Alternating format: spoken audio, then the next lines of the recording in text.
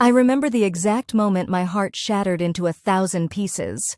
The way her lips curled into that cruel smile, the venom in her voice as she looked me dead in the eyes and sneered, "No one will ever love you." 5 words. Just 5 simple words that cut deeper than any knife ever could.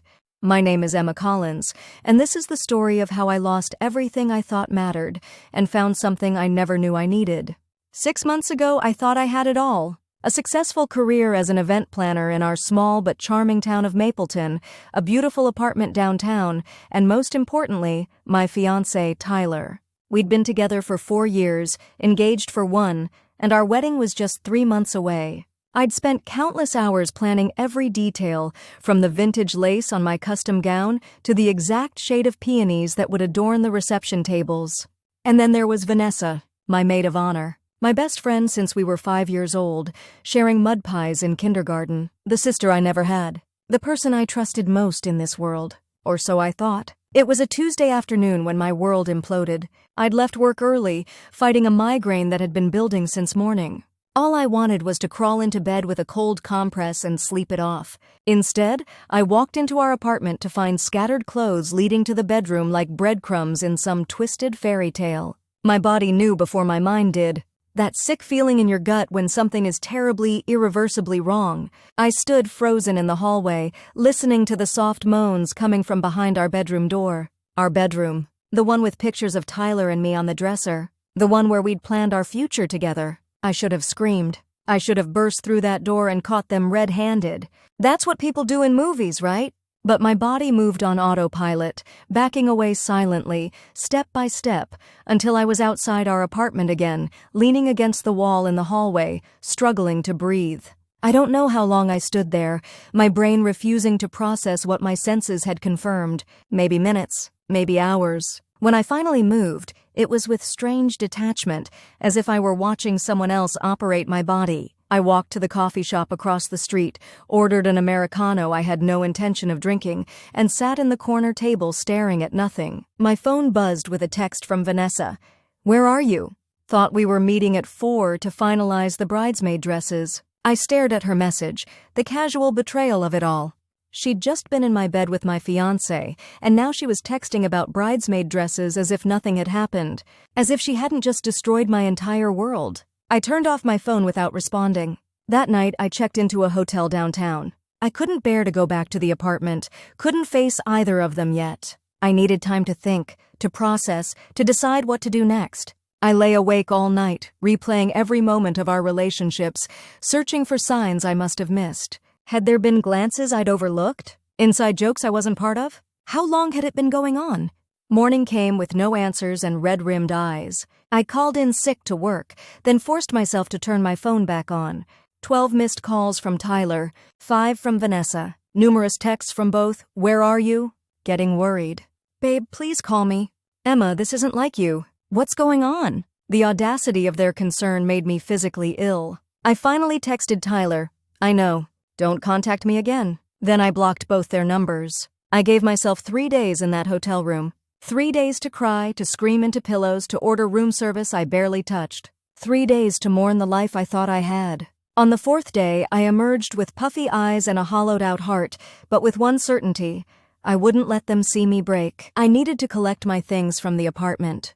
I waited until I knew Tyler would be at work, used my key, and stepped into what used to be our home. Everything looked the same. The framed photos of us on vacation in Cabo, the throw blanket his mother had knitted for us last Christmas, the engagement calendar on the fridge with our wedding date circled in red. But it all felt foreign now, like I'd wandered into a stranger's life. I packed methodically, taking only what was undeniably mine and leaving behind anything we'd purchased together. I was halfway through emptying my closet when the door opened. "Emma!" Thank God. Tyler stood in the doorway, his face a mixture of relief and confusion. "I've been worried sick. Why haven't you been answering my calls?" I continued folding a sweater, refusing to look at him. "You know why?" "What are you talking about? And why are you packing?" The fake bewilderment in his voice made my hands shake with rage. I finally turned to face him, struggling to keep my voice steady. "I came home early on Tuesday.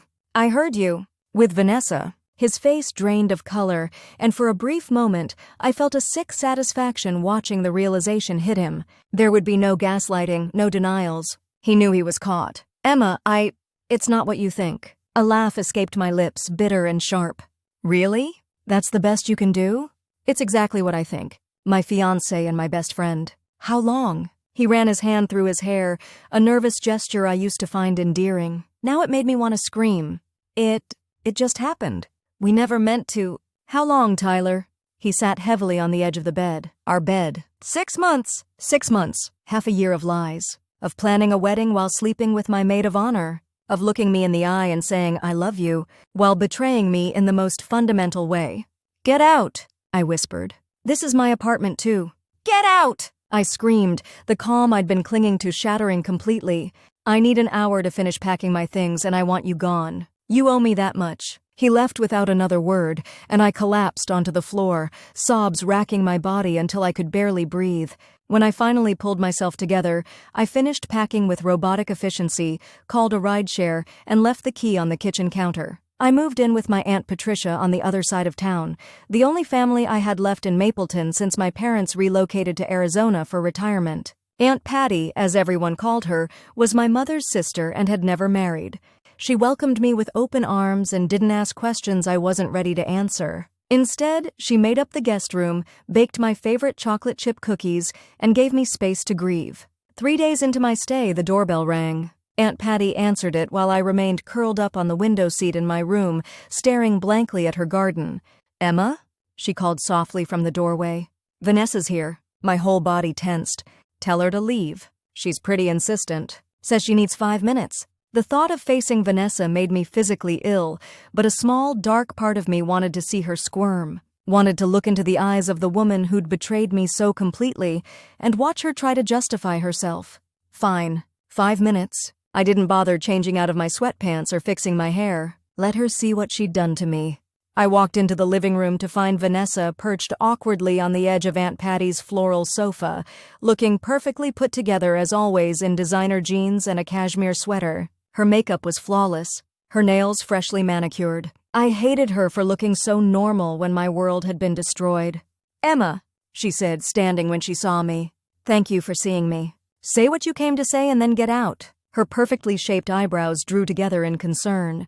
You look terrible. I laughed, a hollow sound that held no humor. Funny how finding your fiancé and best friend sleeping together will do that to a person. She flinched. Good. Emma, I know nothing I say can fix this. But you need to understand. Understand what? How you could fuck my fiancé behind my back for 6 months while helping me plan my wedding, while picking out your maid of honor dress? Please enlighten me. It wasn't supposed to happen. Tears welled in her eyes and I felt nothing. Not sympathy, not rage, just nothing. We never meant to hurt you. Yet here we are. We're in love, Emma. Her voice cracked on the word love, and something inside me hardened. It just happened. We tried to fight it, but in love? I repeated flatly. How convenient for you both. I know you're angry. Angry? I cut her off again. Angry doesn't begin to cover it, Vanessa. You were my sister. The one person I trusted completely. And Tyler, I was going to spend my life with him. I am so sorry. Tears spilled down her cheeks now, ruining her perfect makeup. But Emma, you have to believe we never set out to hurt you. Something snapped inside me then, the last thread of restraint I'd been clinging to. Get out. Emma, please. You don't get to cry. You don't get to play the victim here. My voice rose until I was shouting, unleashing weeks of pain. You made your choice. You chose him over 20 years of friendship. You chose him over me. So congratulations on your epic love story, but don't you dare come to me for absolution. She stood, wiping at her tears. You'll understand someday when you find the right person. When you find what Tyler and I have. I stared at her, speechless at the audacity. The pity in her eyes made my blood boil. You know what your problem is, Emma? She said, her voice turning cold. You've always played it safe. Always done everything by the book. Tyler needed passion. Spontaneity. Someone who challenged him. You were just comfortable. A habit. Every word was a dagger, expertly aimed at my deepest insecurities. No one will ever love you. She continued, sneering now, all pretense of remorse gone. Not the way you want. Because you're not enough. You never have been. Tyler settled for you, and eventually he realized his mistake. I stood frozen, her words washing over me like acid. In that moment, I saw Vanessa clearly for the first time. The jealousy that had always simmered beneath her compliments, the competition she'd created in her mind, the twisted satisfaction she took in winning a game I didn't even know we were playing. "Get out," I whispered, my voice deadly calm, "and don't ever come back." She left with her head high, thinking she'd won, thinking she'd broken me completely, and maybe she had. But in breaking me, she'd also set something free, something cold and determined that had been dormant inside me until now. That night, I cried until there were no tears left. I cried for the future I'd lost, for the betrayal of the two people I'd loved most, for the humiliation of being the last to know. And then, as dawn broke over Aunt Patty's garden, something shifted inside me. The pain was still there, raw and throbbing, but alongside it grew something new. Resolve. I was done being the victim of their story. It was time to write my own. The next morning, I called my boss and requested 2 weeks of personal leave, which she granted immediately. Small towns run on gossip, and news of my broken engagement had already spread. Next, I made an appointment with a therapist 2 towns over where I wouldn't run into anyone I knew. I needed professional help to process this trauma, not just for my emotional well-being, but because I knew that to truly move on, I needed to understand my own part in all of this. Not that I was responsible for their betrayal, nothing could excuse that, but I needed to examine the relationship honestly. Had I missed signs? Had I been so caught up in wedding planning that I'd neglected Tyler's needs? Had I been naive to trust Vanessa so completely? Dr. Harper, my therapist, became my lifeline over the following weeks. Our sessions were painful but necessary, digging through years of friendship with Vanessa, uncovering patterns I'd been blind to. "She's always needed to compete with you," Dr. Harper observed during our 3rd session. "These stories you're telling me, how she dated your high school crush after you mentioned liking him, how she applied for the same colleges as you, how she changed her career path to event planning after you found success in it. These aren't coincidences, Emma." I traced the pattern backward through our friendship and saw it clearly now. Vanessa had always measured herself against me, had always needed to prove she was better. Tyler wasn't the first thing she'd taken from me. He was just the most devastating. "And Tyler?" Dr. Harper asked gently. "Were there signs with him too?" There had been, I realized. The increasing distance over the past year. The way he'd grown irritated with habits of mine he'd once found charming. The sudden work emergencies that took him away on weekends. I'd attributed it all to pre-wedding stress, to the natural ebbs and flows of a long-term relationship. I'd been so determined to have the perfect wedding that I'd ignored the cracks in the relationship it was meant to celebrate. "The thing is," I confessed during one session, "part of me still loves him. Isn't that pathetic? After everything he did, there's still this tiny voice wondering if I could forgive him, if we could start over." "That's not pathetic, Emma. It's human.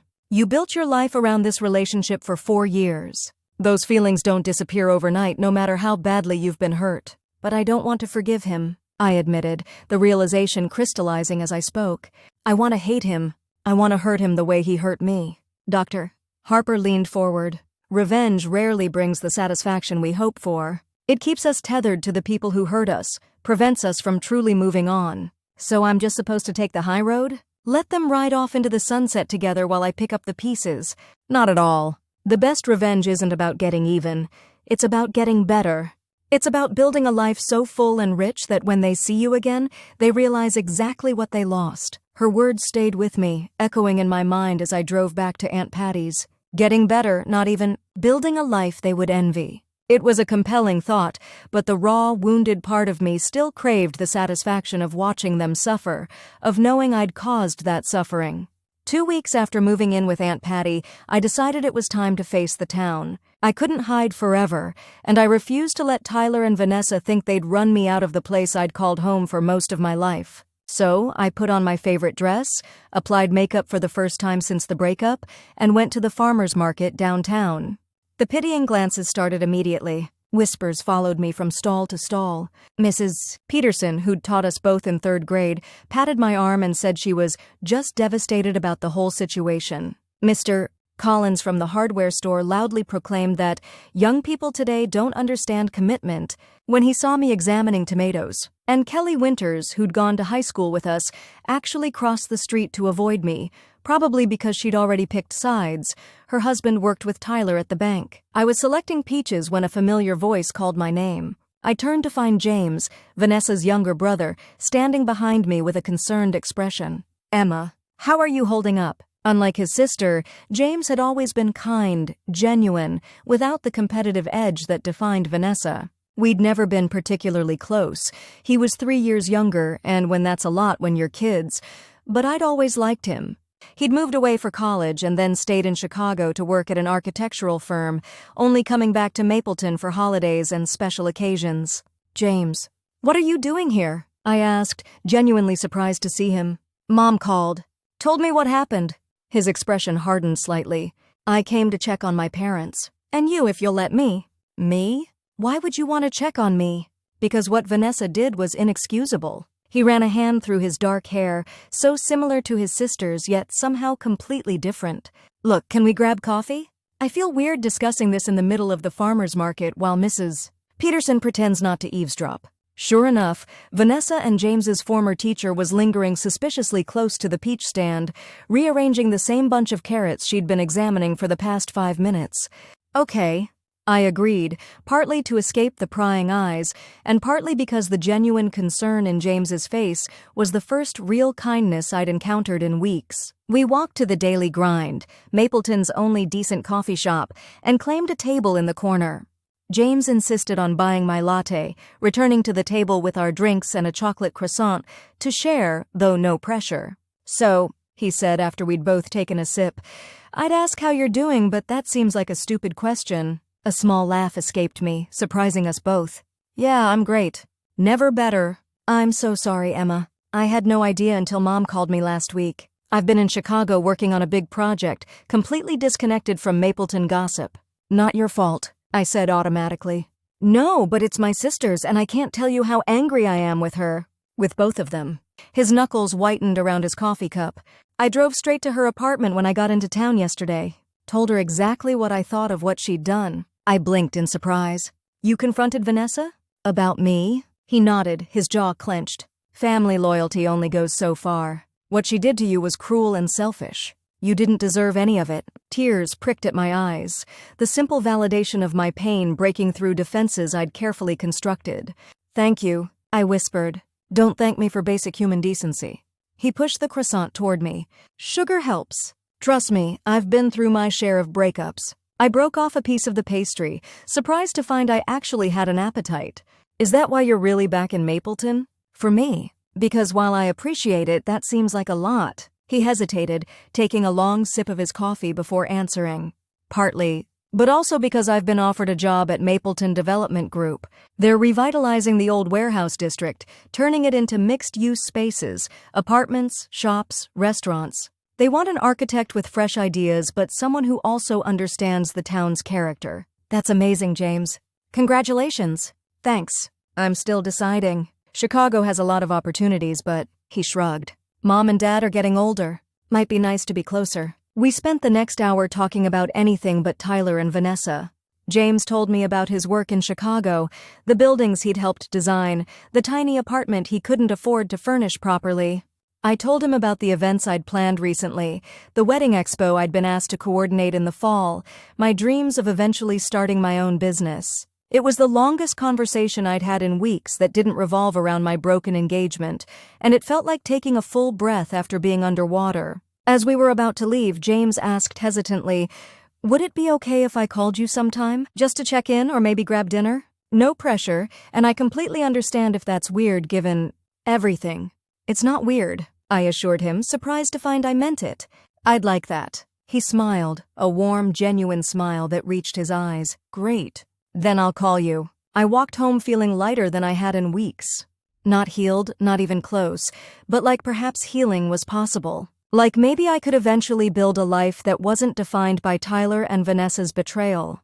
James called the next day, and we met for dinner at Luigi's, a small Italian place on the edge of town where we were less likely to run into anyone we knew. Over pasta and too much wine, we talked about growing up in Mapleton, shared memories of high school, and carefully avoided mentioning his sister or my ex-fiancé. "You know," he said as we split tiramisu for dessert, "I had the biggest crush on you when I was 14. I nearly choked on my espresso. What? No, you didn't. I absolutely did. You were 17 and so cool, with your driver's license and your summer job at the lake. You taught swim lessons to the kids, remember? I laughed, shaking my head. I remember being a gangly teenager with braces and chlorine-damaged hair. Well, to a 14-year-old boy, you were a goddess. He grinned, a slight blush coloring his cheeks. Vanessa used to tease me mercilessly about it. The mention of her name cast a momentary shadow over our evening. Sorry, he said quickly. I didn't mean to bring her up. It's okay. We can't pretend she doesn't exist. I took another sip of wine, finding it easier to talk about her than I expected. Did she know? Back then, I mean, that I liked you? Oh yeah. She thought it was hilarious that her dorky little brother was mooning over her cool friend. His expression grew thoughtful. Looking back, I think she was also threatened by it. Vanessa always needed to be the center of attention. She certainly got what she wanted this time, I said bitterly. James reached across the table, briefly touching my hand.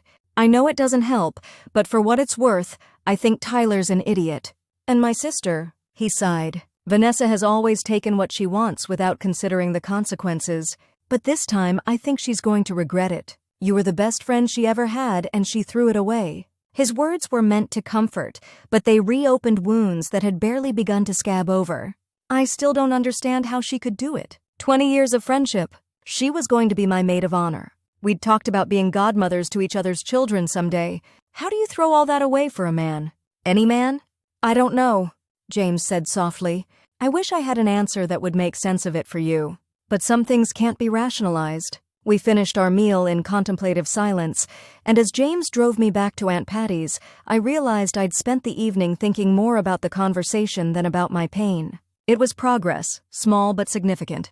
I had a nice time, I told him as he walked me to the door. Me too. He hesitated, then added, I accepted the job offer. I'm moving back to Mapleton. That's wonderful news. The town could use someone with vision.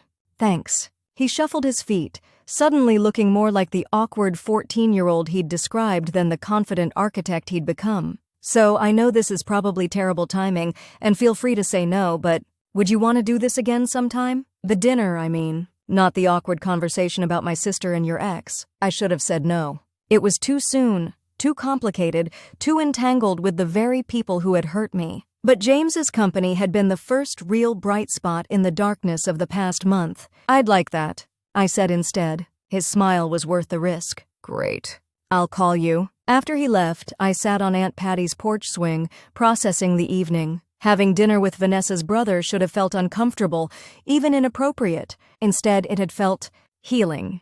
James wasn't responsible for his sister's actions, and his genuine concern for my well-being had touched me deeply. Aunt Patty found me there an hour later, still swinging gently in the cool night air. Nice evening? She asked, settling beside me with a knowing smile. It was just dinner, I said defensively. Mm-hmm. She patted my knee. With a very handsome young man who couldn't take his eyes off you. It's not like that. He's Vanessa's brother. I'm aware of who James Montgomery is, dear. I've watched him grow up same as you. She studied me with shrewd eyes that missed nothing. Seems to me he's grown into a fine man, nothing like his sister. It's too soon, I protested. I'm still a mess over Tyler. Of course you are. And James knows that, I imagine. She stood, brushing invisible lint from her slacks. Just remember, Emma, healing doesn't follow a timetable. Sometimes the universe sends us what we need exactly when we need it, even if the timing seems all wrong. With that bit of Aunt Patty wisdom, she left me to my thoughts. I stayed on the swing until the mosquitoes drove me inside, thinking about timing and healing and the unexpected comfort of James's company. Over the next few weeks, James and I fell into a comfortable routine. He was busy setting up his new office and apartment, and I'd returned to work, throwing myself into planning events with renewed focus. We'd meet for coffee or dinner a few times a week, carefully choosing places where we were unlikely to run into Tyler or Vanessa. Sometimes we'd take drives to neighboring towns, exploring antique shops or hiking trails, temporary escapes from the suffocating small-town gossip. James never pushed for more than friendship, seeming to understand instinctively that I needed time. His company became my sanctuary, the one place where I didn't have to pretend to be fine, where I could talk about the betrayal without receiving platitudes or uncomfortable silence in return. Do you think something's wrong with me? I asked him one evening as we walked along the river path. That I didn't see it coming? That I wasn't enough for him? God, no. His vehemence surprised me. Emma, listen to me. Tyler didn't cheat because you were lacking. He cheated because he's selfish and weak. And Vanessa. He trailed off, still struggling with his sister's betrayal. Vanessa has always wanted what other people have. It's her fatal flaw. She said I was boring, I admitted, the words still stinging. That Tyler needed passion and spontaneity, things I couldn't give him. James stopped walking, turning to face me with an intensity that made my breath catch. That's bullshit. You're one of the most passionate people I know. You pour your heart into everything, your work, your friendships, your life in this town. Just because you don't make a dramatic spectacle of your feelings doesn't mean they're not deep. His defense of me, so earnest and immediate, melted something frozen inside my chest. Thank you, I whispered. It's just the truth. He started walking again, hands shoved in his pockets. Besides, if passion means betraying someone you've claimed to love for 4 years, I'll take boring loyalty any day. That night, lying in bed, I replayed our conversation. James saw me, really saw me, in a way Tyler never had. He valued qualities in me that Tyler and Vanessa had dismissed as boring or predictable. It was a revelation, realizing that perhaps the problem hadn't been me after all. The next morning, I woke with a clarity I hadn't felt since before the breakup. I was done wallowing, done letting their betrayal define me. It was time to reclaim my life in my town. Step 1 was finding my own place. As much as I appreciated Aunt Patty's hospitality, I needed independence again. I spent my lunch break scrolling through rental listings, eventually finding a charming one-bedroom apartment above the bookstore downtown. It was small but bright, with hardwood floors and large windows overlooking Main Street. The rent was reasonable and it was available immediately. I signed the lease that afternoon. Step 2 was facing Tyler and Vanessa. I couldn't avoid them forever in a town as small as Mapleton, and I was tired of planning my life around not seeing them. The opportunity came sooner than expected, at the grocery store the very next day. I was examining avocados when I heard her voice, that familiar tone that had once meant friendship and trust, now like nails on a chalkboard to my ears. They're not ripe yet. Try the ones on the other side. I looked up to find Vanessa standing at the end of the produce aisle, uncertainty written across her perfect features. Tyler stood beside her, his hand on the small of her back, looking as though he'd rather be anywhere else. Thanks for the tip, I said coolly, deliberately selecting an avocado from the pile she'd just criticized. An awkward silence fell over us. Other shoppers slowed their carts, poorly disguising their interest in this public reunion of the town's most dramatic love triangle. How are you? Vanessa finally asked, her voice falsely bright. Never better, I replied, meeting her gaze steadily. You? Good. We're good. She glanced up at Tyler, who managed a tight nod. Actually, we have news. We're engaged. The avocado slipped from my hand, landing with a soft thud on the linoleum floor. Engaged. After just 2 months. The diamond on her left hand caught the fluorescent lighting, mocking me. Congratulations, I said automatically, amazed that my voice didn't shake. I wish you both all the happiness you deserve. The emphasis on deserve wasn't lost on either of them. Tyler flinched. Good. Emma, he started, but I cut him off with a raised hand. I need to finish my shopping. I picked up the fallen avocado, placed it back on the pile, and grabbed my cart. Enjoy your evening. I walked away with my head high, feeling their eyes on my back. I made it through the checkout line and all the way to my car before the trembling started. Not from sadness or heartbreak, but from pure, unadulterated rage. Engaged. They were fucking engaged. While I was still picking up the pieces of the life they'd shattered, they were planning a wedding. The injustice of it burned like acid in my throat. I drove to James's apartment without conscious thought, calling him from the parking lot.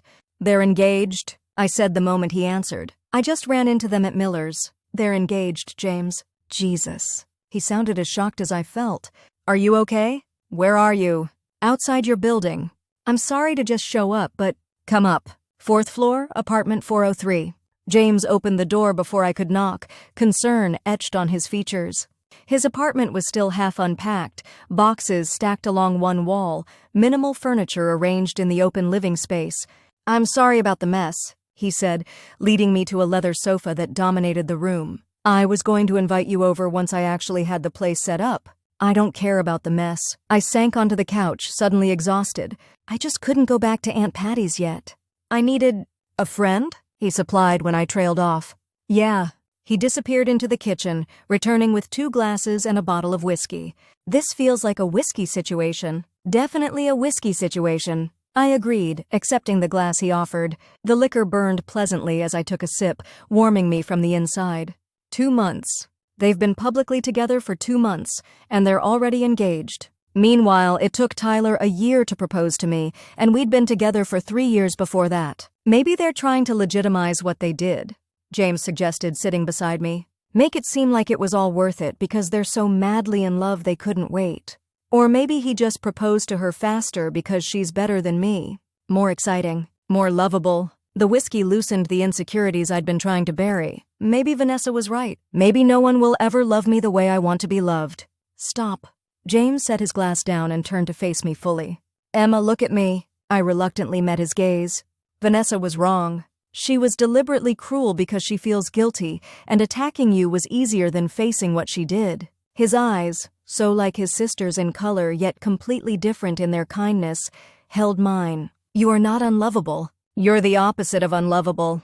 He paused, seeming to search for words. You're remarkable. And Tyler was too stupid to see it. The conviction in his voice made my breath catch. You have to say that. You're my friend. I'm saying it because it's true. He reached for my hand, a tentative touch that sent unexpected warmth through me. Any man would be lucky to have you love them. The moment stretched between us, charged with something I wasn't ready to name. I looked away first, taking another sip of whiskey. Even if that's true, their engagement still hurts. It feels like they're flaunting their happiness, their future, while mine was destroyed. Then build a new future, James said simply. One that's even better than the one you'd planned with Tyler. The best revenge isn't just living well, it's living so well that they realize exactly what they lost. His words echoed Dr. Harper's advice, and something clicked into place. Maybe they were both right. Maybe the path forward wasn't about getting even, but about getting better. About building a life so full and rich that Tyler and Vanessa's betrayal became a footnote rather than the defining chapter of my story. You're right, I said, setting my glass down with new determination. I'm done letting them control my emotions, my choices. I'm taking my life back. That's the Emma I remember, James said with a smile that warmed me more than the whiskey had. Tough as nails when she needs to be. We spent the rest of the evening talking strategy, not for revenge, but for reclaiming my place in Mapleton. I would stop avoiding places I might run into them. I would focus on building my event planning business. I would make new friends and strengthen old connections that didn't involve Vanessa. I would live my life on my terms, not in reaction to their choices. By the time I left James's apartment, I felt steadier than I had in weeks. The news of their engagement still stung, but it no longer felt like a personal attack. It was just a fact, one I would have to live with in a town as small as Mapleton. Thank you, I told James as he walked me to my car. For listening. For the whiskey. For being a friend when I needed one most. Anytime, he said, his smile soft in the glow of the streetlight. Day or night, I mean it. I impulsively hugged him, a quick embrace that he returned after a moment of surprise. Good night, James. Good night, Emma. As I drove back to Aunt Patty's, I thought about the path ahead. It wouldn't be easy, rebuilding my life in a town where I'd have to see Tyler and Vanessa regularly, where their engagement and eventual wedding would be public events I couldn't escape. But for the first time since the betrayal, I felt capable of facing that future, of not just surviving it but thriving despite it. The next morning, I woke with a plan. Operation Reclaim. Emma's life began with a complete makeover, not because I needed to change my appearance, but because I needed the psychological boost of transformation. I made appointments for a haircut, highlights, and a professional makeup consultation. I'd been wearing the same hairstyle since college. It was time for something fresh, something that represented the new chapter I was entering. 4 hours later, I emerged from Salon Chic with caramel highlights blended through my naturally dark brown hair, layers that gave movement to what had been a one-length cut, and the knowledge of how to actually use the makeup I'd been collecting but rarely wore. It wasn't a dramatic change, but it was enough to make me feel renewed when I caught my reflection in storefront windows downtown. Next, I threw myself into setting up my new apartment. James offered to help move the few pieces of furniture I'd taken from the apartment I'd shared with Tyler, and together we transformed the empty space above Pages and Prose bookstore into a cozy haven. We painted the walls a soft sage green, hung floating shelves for my book collection, and arranged my small dining table near the windows overlooking Main Street. "It's perfect," I said as we collapsed onto my sofa after a long day of arranging and rearranging. "Thank you for your help." "Happy to," James said, his smile tired but genuine. "It suits you, bright and welcoming but with character." The compliment pleased me more than it should have. I can't believe how much better I feel just having my own space again. "Aunt Patty was amazing, but you needed independence," he finished. "I get it. That's why I could never move back in with my parents, no matter how convenient it might be." "Where are you staying anyway?" "This apartment seems temporary." I gestured to the minimal furnishings and stacked boxes. "It is. I'm closing on a house next week, actually. Small place on Cedar Street with good bones but outdated everything. I'm planning to renovate it myself." "Cedar Street? That's just a few blocks from here.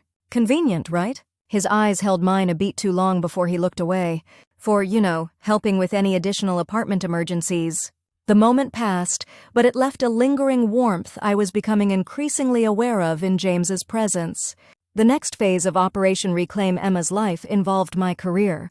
I'd been good at my job at Mapleton Events, but I'd been playing it safe. It was time to take risks, to pursue the creative vision I'd been holding back. I pitched a series of unconventional event concepts to my boss: a vintage carnival for the summer festival, a progressive dinner through downtown businesses for the Chamber of Commerce Gala, a prohibition-themed New Year's Eve party at the Historical Society.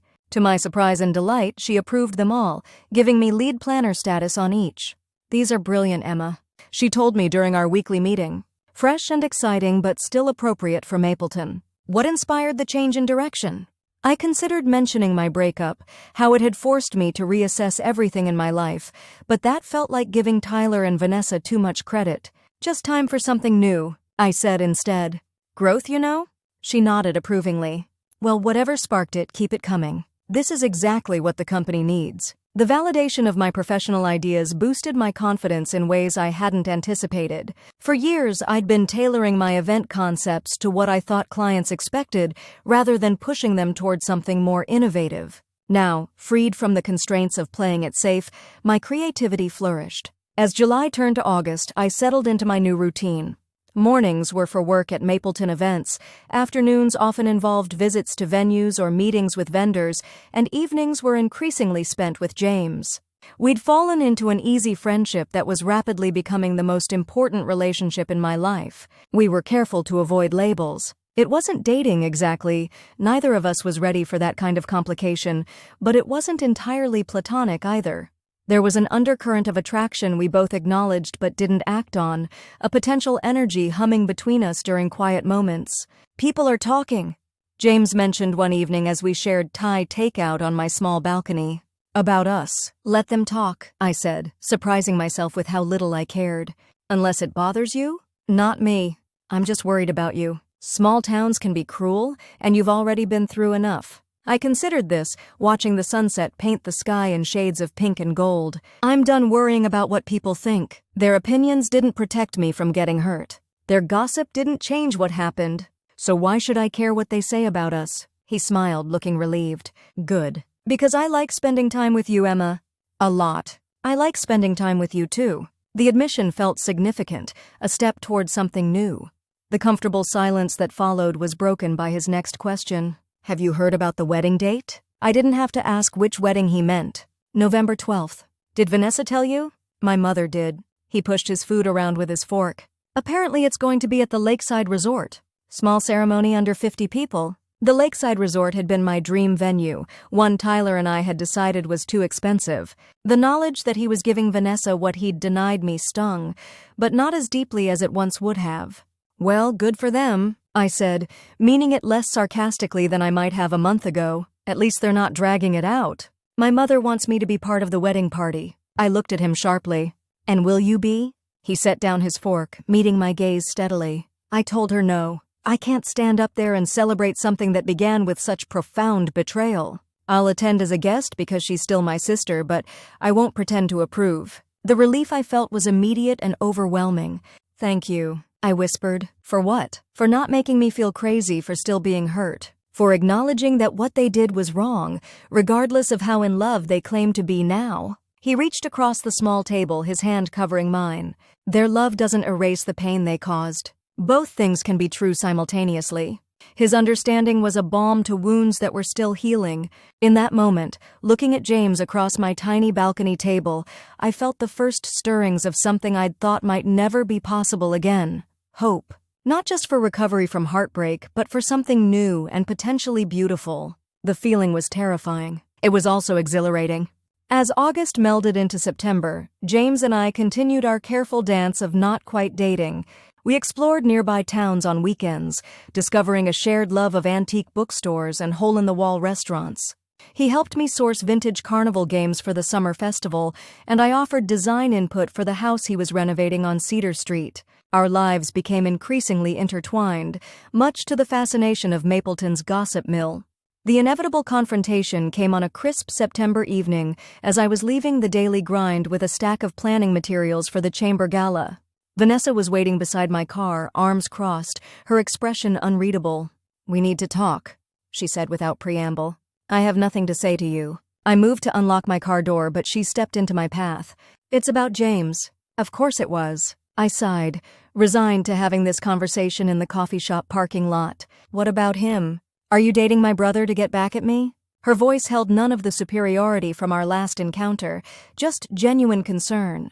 "Because if you are, that's low, Emma. Even after what I did to you." The accusation stung more than I expected. "Not everything is about you, Vanessa. My relationship with James has nothing to do with you." "So, there is a relationship?" I silently cursed my choice of words. "We're friends." "Good friends?" "That's all."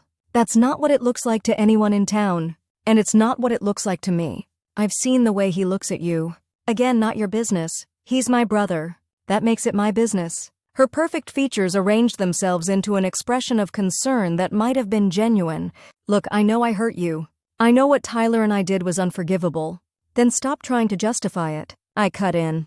"Stop trying to explain it away or make it sound like some grand love story that was worth the destruction it caused. That's not what I'm doing." She had the grace to look uncomfortable. "I'm trying to say that I understand if you want to hurt me back. But please don't use James to do it. He deserves better than to be a pawn in whatever revenge fantasy you're living out." The unfairness of her assumption made me see red. "You think that's what this is? That I'm so pathetic, so consumed with getting back at you that I'd manipulate an innocent person into a fake relationship? Isn't it? Because from where I'm standing, it's awfully convenient that you suddenly developed feelings for my brother right after Tyler and I got together." "I didn't suddenly develop feelings for anyone," I snapped, though the words felt like a half-truth even as I spoke them. "James was kind to me at the lowest point in my life. He treated me like a human being worthy of respect and honesty, something you and Tyler never managed. We became friends because we genuinely enjoy each other's company, not because of some twisted revenge plot." She studied me, her gaze penetrating in a way that reminded me uncomfortably of all the years she'd known me. "So you're not falling for him?" The question hit too close to the truth I'd been avoiding. "That's none of your business. He's falling for you," she said quietly. "Anyone with eyes can see it. And if you're not serious about him, if this is just a distraction or a way to feel better about what happened with Tyler, you're going to break his heart." The thought of hurting James made my stomach twist. I would never intentionally hurt him. Unlike some people I know, I don't betray the people I care about. The barb landed. Vanessa flinched but held her ground. "Just be careful with him, Emma. Whatever's happened between us, James doesn't deserve to be collateral damage." With that, she walked away, leaving me standing beside my car with conflicting emotions churning inside me. Anger at her presumption, indignation at the accusation that I was using James, and underneath it all, a growing fear that she might be right about one thing. James was falling for me, and I had no idea if I was ready for what that meant. That night, I canceled my plans with James, claiming a migraine. I needed space to think, to sort through the tangled mess of emotions Vanessa's confrontation had stirred up.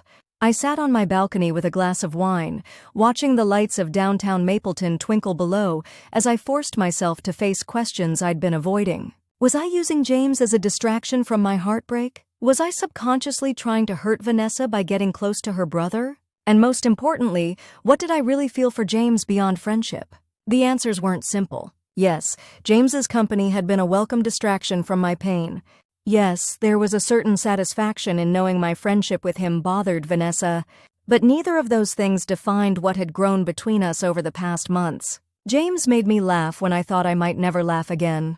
He challenged me intellectually, pushing me to defend my opinions and consider new perspectives. He saw parts of me that Tyler had never noticed, appreciated qualities in me that Vanessa had dismissed as boring. Being with him felt natural, uncomplicated in a way that relationships rarely are. And if I was being completely honest with myself, my feelings had evolved beyond friendship. The question was whether those feelings were genuine or simply a product of vulnerability, gratitude, and proximity. I was still wrestling with these thoughts when my phone buzzed with a text from James. "Hope you're feeling better. Miss you tonight. Call if you need anything." The simple message brought tears to my eyes. Whatever complicated motives might have initially drawn me to James, what existed between us now was real. Real enough that I owed him honesty about my confusion, about the doubts Vanessa had planted. I texted back, "Migraine better. Can we talk tomorrow? Breakfast at Sally's Diner, 9 a.m.? His response came immediately, "I'll be there." Sleep eluded me that night as I rehearsed what to say, how to explain the tangle of emotions I was still sorting through. By morning I was exhausted but resolved. James deserved nothing less than complete honesty, whatever the consequences. He was already waiting in a booth when I arrived at Sally's, 2 cups of coffee steaming on the table. He looked up with a smile that faltered when he saw my expression. "That bad, huh?" he asked as I slid into the seat across from him.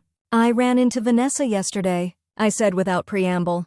"She was waiting for me outside the daily grind." His expression darkened. "What did she want?" "To warn me not to use you to get back at her." The words came out in a rush. "She thinks our friendship, or whatever this is between us, is all part of some revenge plot I've concocted." "That's ridiculous," he said immediately, "and incredibly self-centered even for Vanessa." "Is it, though?" I wrapped my hands around the coffee mug, drawing comfort from its warmth. "James, I need to be honest with you. When we first started spending time together, part of me was glad it bothered her. Part of me liked the idea that our friendship would hurt her the way she hurt me." He considered this, his expression thoughtful rather than angry. "I figured as much. But Emma, that doesn't mean what's grown between us isn't real. But how can we be sure? How do I know my feelings for you aren't tangled up with my anger toward her and Tyler? How do you know I'm not subconsciously using you?" "Because I know you," he said simply. "Better than you think. Better, perhaps, than you know yourself right now." The waitress arrived to take our order, providing a brief respite from the intensity of our conversation. After she left, James leaned forward, his eyes holding mine with unwavering certainty. "Emma, I've watched you rebuild your life piece by piece. I've seen your strength, your resilience, your capacity for joy even after profound betrayal. The woman I've come to," he paused, carefully choosing his words, "care deeply about isn't capable of the kind of calculated cruelty Vanessa is suggesting." His faith in me was humbling. "But what if she's right about something else? She said you're falling for me. That anyone with eyes can see it." A flush crept up his neck, but he didn't look away. "And if I am? Would that be so terrible?" "It would be terrifying," I admitted. "I'm still a mess, James. Still healing. Still figuring out who I am without Tyler, without Vanessa in my life. I can't promise you anything right now. I'm not asking for promises." He reached across the table, his fingers lightly touching mine.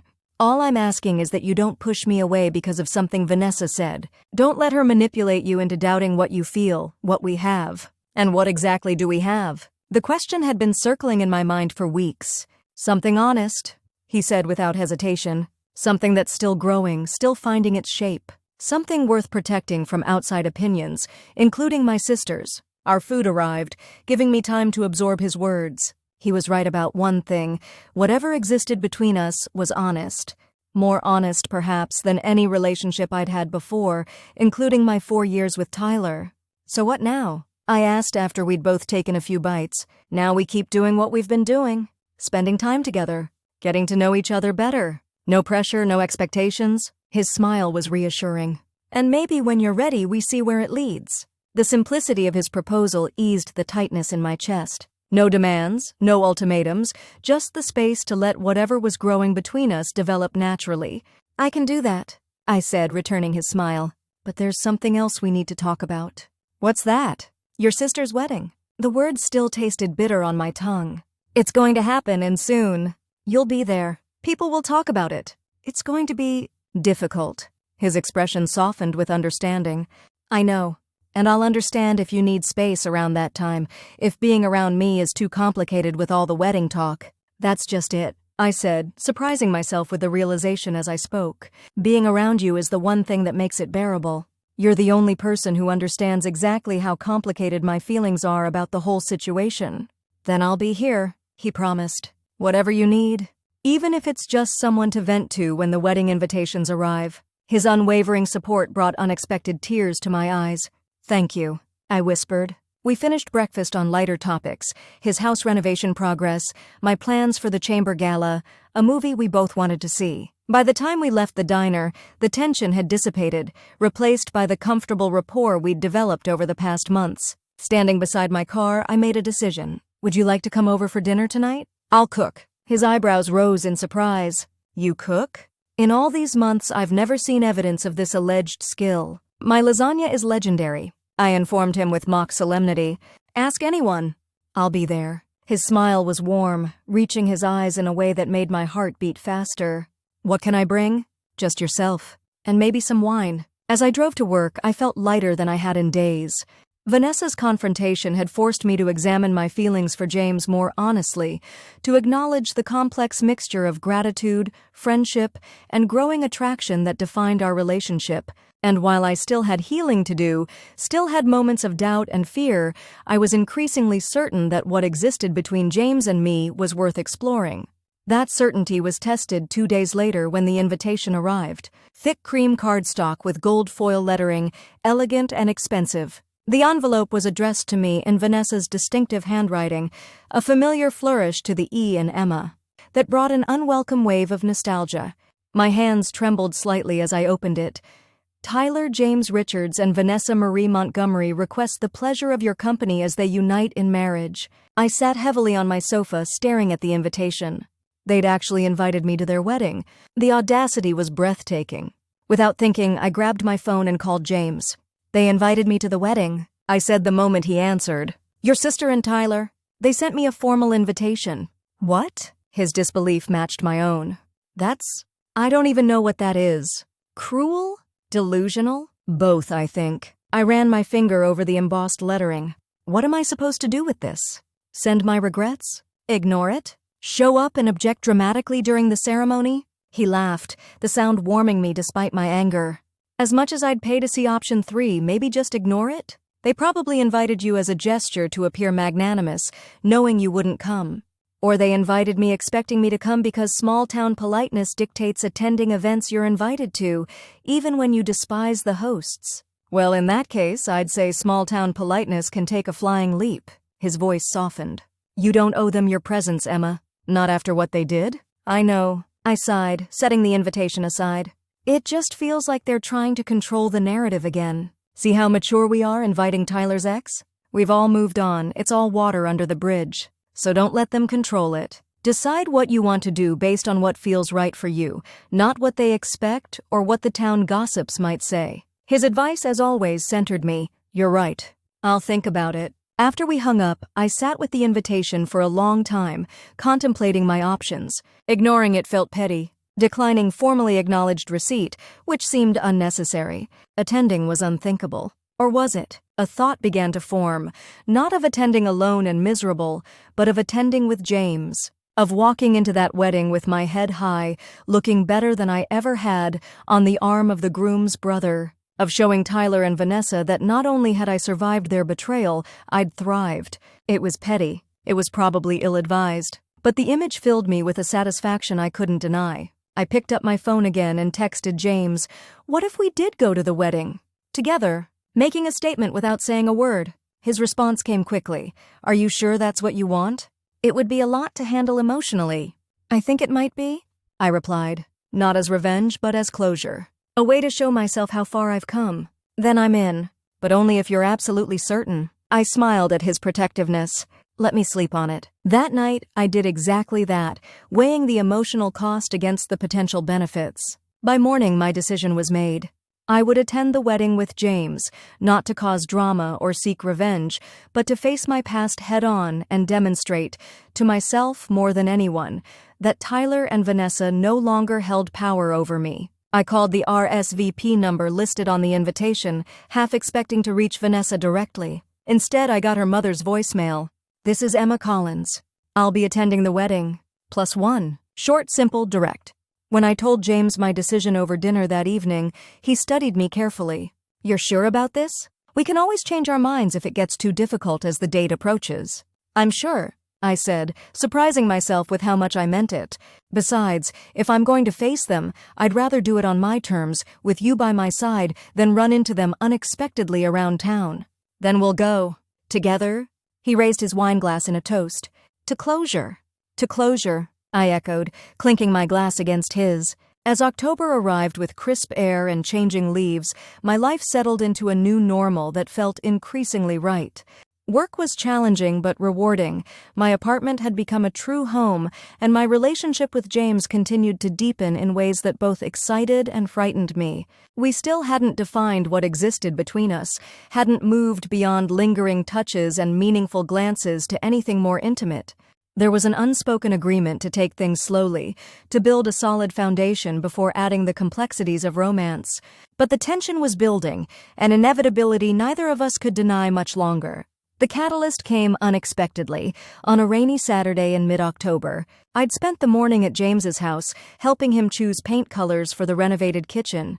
We were debating the merits of meadow mist versus sea salt, when the skies opened, rain pounding against the windows with sudden intensity. "You should stay until it passes," James said, peering out at the deluge.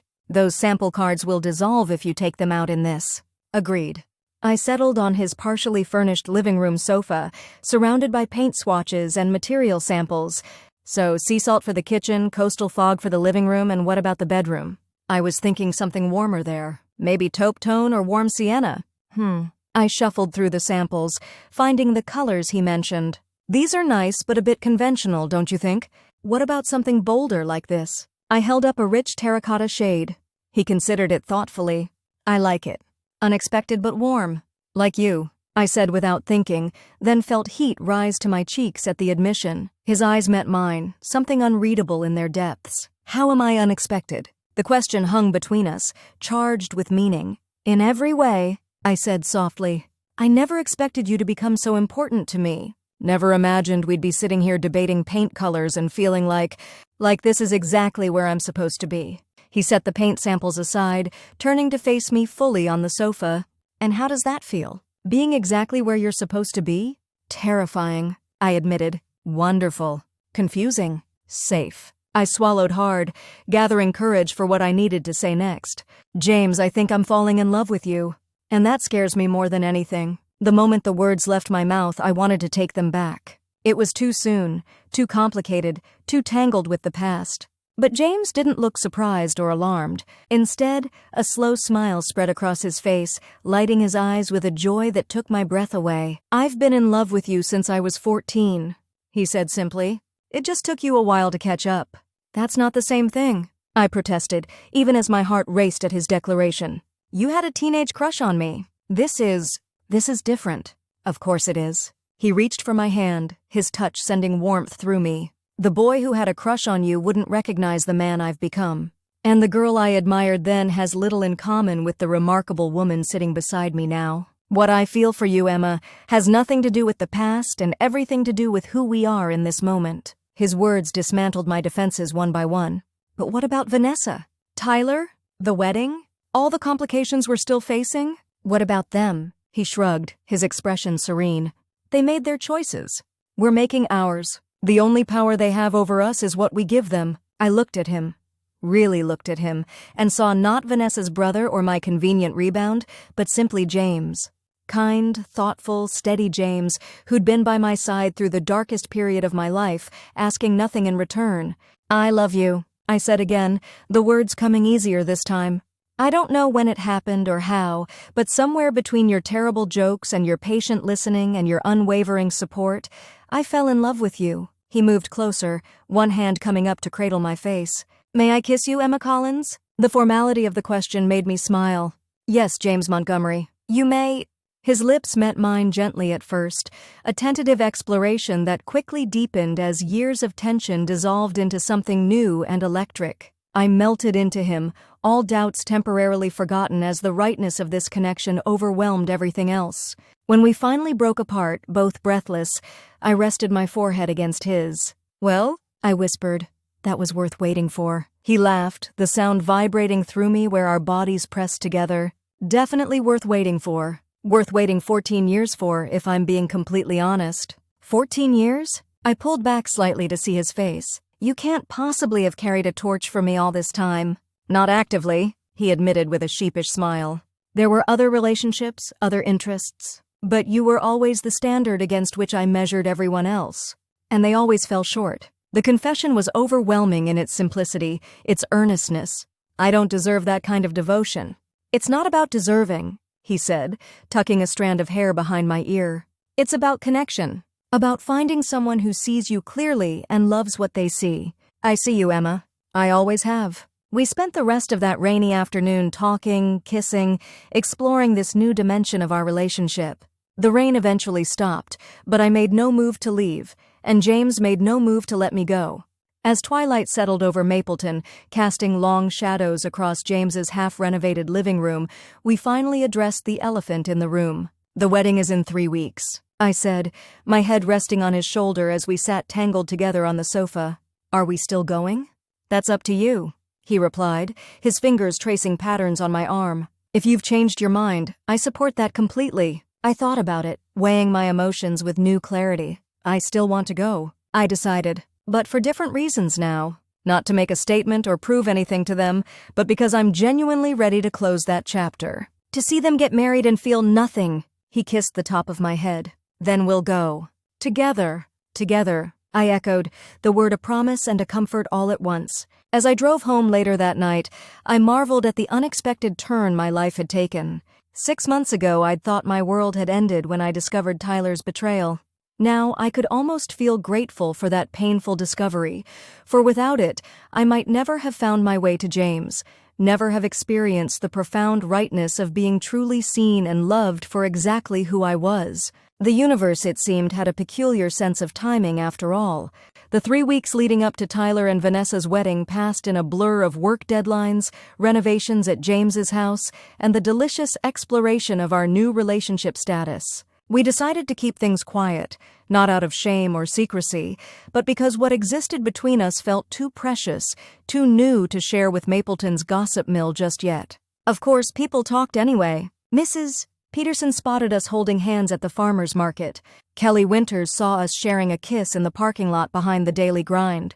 By the time the wedding weekend arrived, half the town had concluded we were secretly engaged ourselves, while the other half speculated I was using James to make Tyler jealous. The truth was both simpler and more complex than either theory. I was falling deeper in love with James every day, discovering layers to him I'd never imagined. And while our relationship had certainly begun in the aftermath of Tyler's betrayal, it had long since evolved into something entirely its own, disconnected from the pain that had initially brought us together. The morning of the wedding dawned clear and cool, a perfect November day.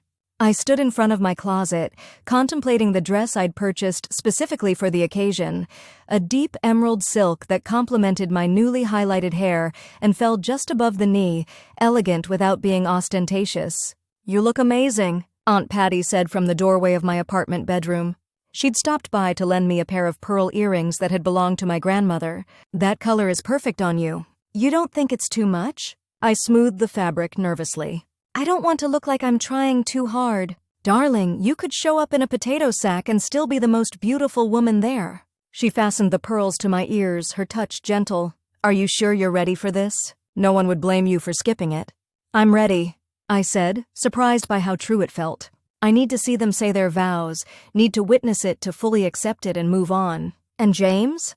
Her eyes twinkled knowingly. "Will he be your strength today?" I smiled, warmth spreading through me at the mention of his name. "He already is every day." Aunt Patty patted my cheek affectionately. "I always liked that boy. Even when he was a gangly teenager following you around with those puppy dog eyes."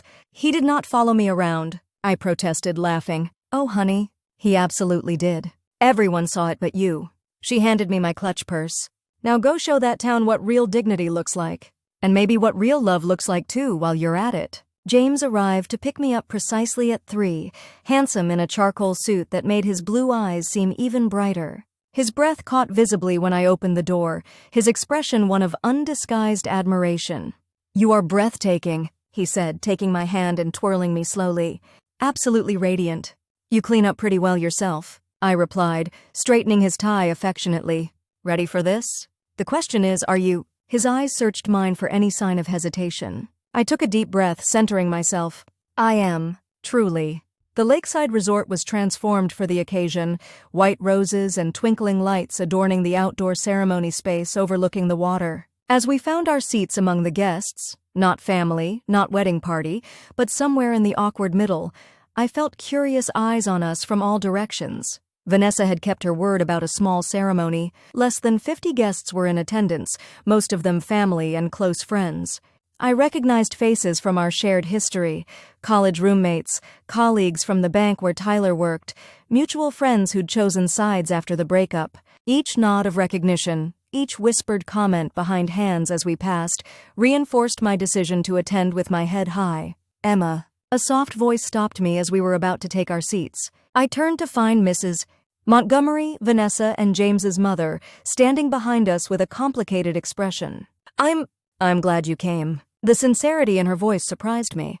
Carol Montgomery had been like a second mother to me growing up, but since the breakup, we'd avoided each other around town, the awkwardness of her daughter's betrayal creating an impassable gulf between us. "Thank you for including me," I said formally, unsure how else to respond. She glanced at her son, something unspoken passing between them. "James didn't tell us you would be his +1. "I didn't think it was necessary," James replied, his tone respectful but firm. "Emma is my guest. I assumed that would be welcome." "Of course it is, Mrs. Montgomery said quickly, though her eyes betrayed uncertainty. "It's just unexpected. A lot of unexpected things have happened this year," I said, keeping my voice light despite the tension. She nodded, acknowledging the truth of my statement.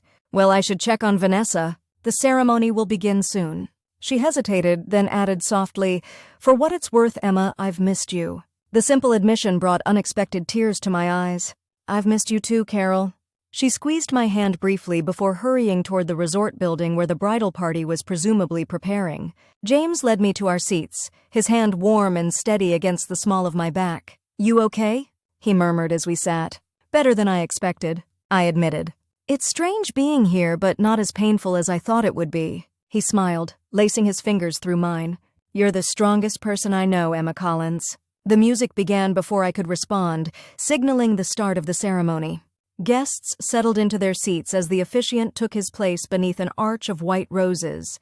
Tyler appeared from the side, handsome in his tuxedo, his best man, a colleague from the bank, beside him. I studied him dispassionately, searching for the flutter of pain, the stab of regret I'd expected to feel. Instead, I found only a distant acknowledgement that yes, this man had once been the center of my world, and now he was just Tyler. A person I had loved, a chapter in my story that had ended. The music changed, and heads turned as Vanessa appeared on her father's arm.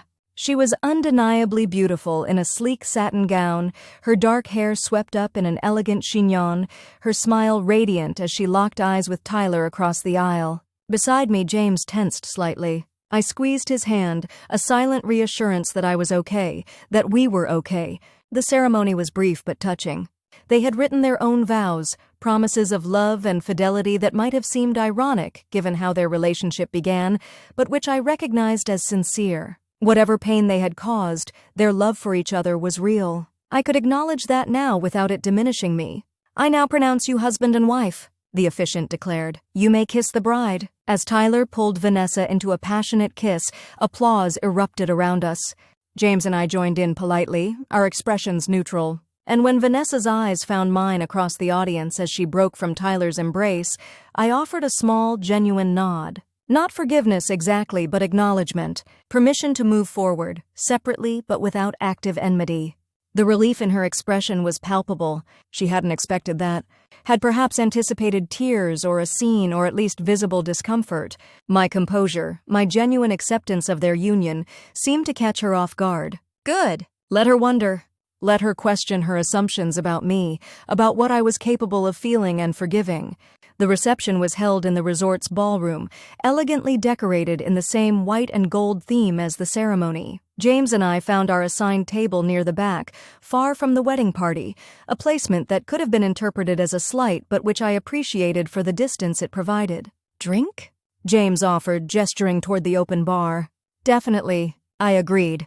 White wine, please. While he went to get our drinks, I surveyed the room, nodding at acquaintances and studiously avoiding direct eye contact with Tyler or Vanessa. I was managing well, feeling proud of my composure, when a familiar voice interrupted my thoughts. You came? I turned to find Tyler standing beside my table, his expression a mixture of surprise and something I couldn't quite define. I was invited, I replied simply. Yes, but... He hesitated, glancing toward where his new wife was engaged in animated conversation with her bridesmaids. I didn't think you would actually come. Then why invite me? He had the grace to look uncomfortable. Vanessa thought it would be, I don't know, a peace offering of sorts. How generous of her, I said, unable to keep the dryness from my tone. Tyler shifted his weight, clearly uncomfortable. You look good, Emma. Really good. I'm glad you're doing well. Thank you. Marriage seems to agree with you too. The words came easily, without the bitterness I might have expected. Congratulations, Tyler. I mean that. Confusion flickered across his features. You're not angry anymore? I considered the question carefully. Not angry, no. Disappointed, perhaps. In both of you. In myself for not seeing what was happening.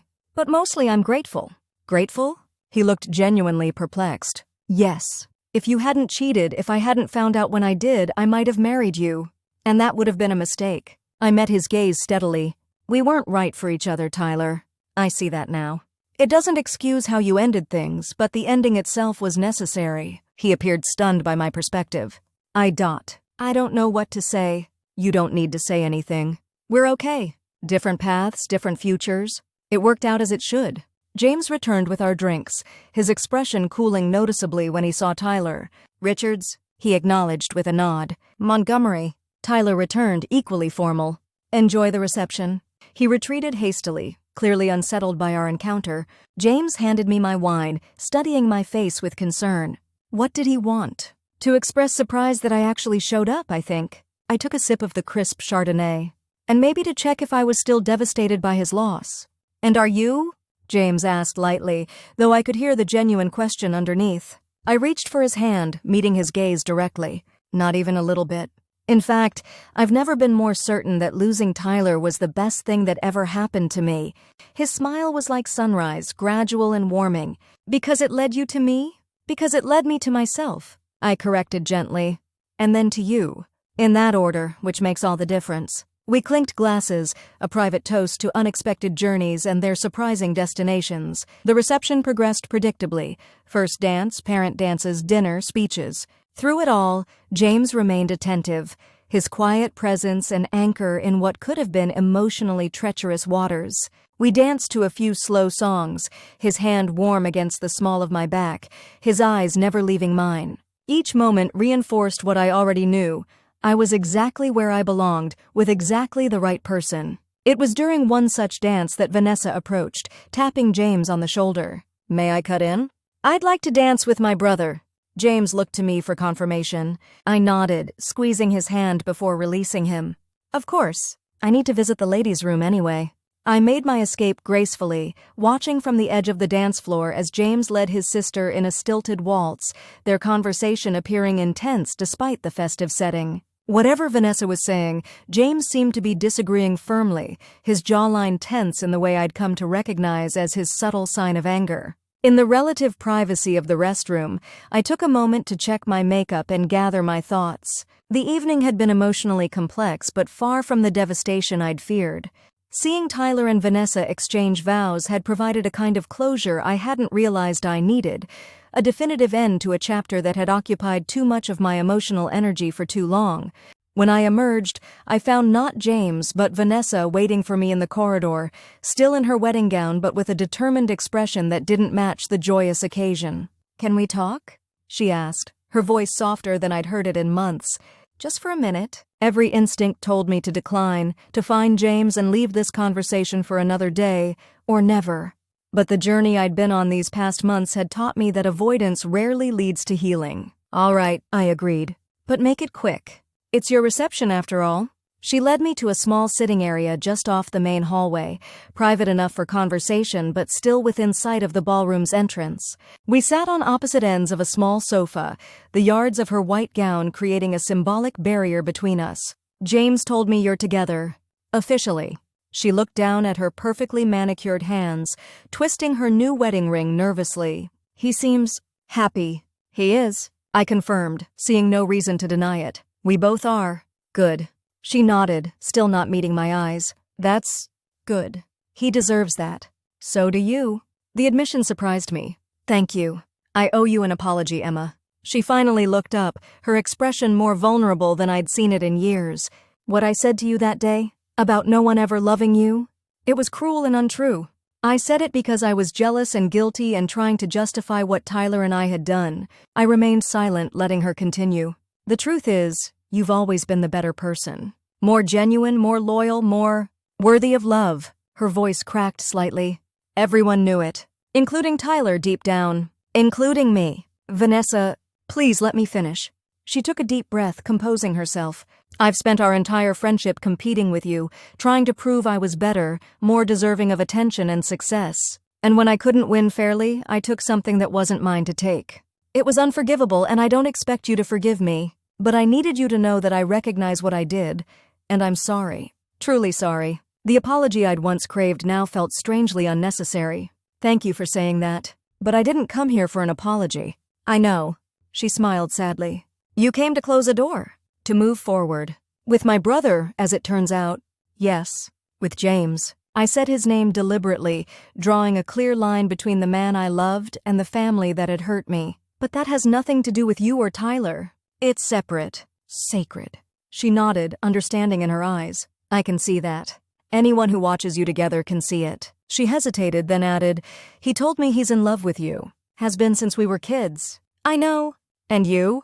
Do you love him?" The question held genuine concern rather than the accusation I might have expected. "With my whole heart," I answered honestly. "But not because he's your brother or because it might hurt you. Because he's James. Because he sees me clearly and loves me anyway. Because he's the most genuine person I've ever known." Relief softened her features. "Good. That's good." She stood, smoothing her gown. "I should get back to my husband." "Yes, you should." I rose as well, maintaining the distance between us. "I hope you'll be happy together, Vanessa." "I mean that." "Thank you." She hesitated, then asked, "Do you think we'll ever be friends again? Not like before, obviously, but something?" I considered the question honestly. "I don't know. Too much has happened. But I think we can be civil. Family eventually, if James and I trailed off, not ready to name the possibility that had begun to form in my mind. "If you and James get married," she finished for me, a small smile touching her lips. "It would be ironic, wouldn't it? You becoming my sister after everything?" "Life has a strange sense of humor." I agreed. "For what it's worth," she said as she turned to leave, "you'd make a wonderful addition to the Montgomery family. Better than I've been, certainly." With that, she returned to her reception, leaving me with a complicated mix of emotions, closure, vindication, and most surprisingly, a small seed of something that might, eventually, grow into forgiveness. I found James waiting near the ballroom entrance, his expression concerned. "Everything okay?" "I saw Vanessa waylay you." "Everything's fine," I assured him, taking his hand. "Better than fine, actually." "I think I'm ready to leave now if you are." "More than ready." He led me toward the exit, pausing only to say brief goodbyes to his parents and a few close friends. As we walked to his car under a star-filled November sky, I felt a lightness that had nothing to do with wine or relief at leaving the wedding behind. It was the lightness of a burden finally set down, a chapter truly closed, a heart fully open to whatever came next. "So," James said as he opened the car door for me, "home?" I looked at him. Really looked at him, and saw my future reflected in his eyes. "Yes," I said simply. "Home." That night, as we lay tangled together in the quiet darkness of my apartment, I told James about my conversation with Vanessa, about the closure I'd found not just with Tyler but with the pain of betrayal itself. "Do you think you'll ever fully forgive her?" he asked, his fingers tracing lazy patterns on my bare shoulder. "I don't know," I answered honestly, "but I think I'm ready to stop letting what she did define me. Stop letting it limit my happiness or my future." I propped myself up on one elbow, looking down at his face in the dim light filtering through the blinds. "A future I very much hope includes you." His smile was slow and tender. "That's good news because I'm not planning on going anywhere. Ever. Ever is a long time," I teased, though my heart swelled at the certainty in his voice. "Not long enough when it's with you." He tucked a strand of hair behind my ear, his touch reverent. "I love you, Emma Collins. Not despite where we started or how we found each other, but including all of it. Every messy, complicated piece of our story. I love you too." The words came easily now, natural as breathing. And I'm starting to think that sometimes the most beautiful beginnings come from the most painful endings. He pulled me close, his kiss a promise and a future all wrapped into one. "No one will ever love you," she had sneered. She had been wrong. Someone did love me, completely and without reservation, and that someone was the last person I would have expected. Her brother, who had seen me clearly when no one else had, who had loved me patiently until I was ready to love him back. Life, it seemed, had a peculiar sense of justice after all. 3 months after Tyler and Vanessa's wedding, life had settled into a new normal that felt almost surreal in its contentment.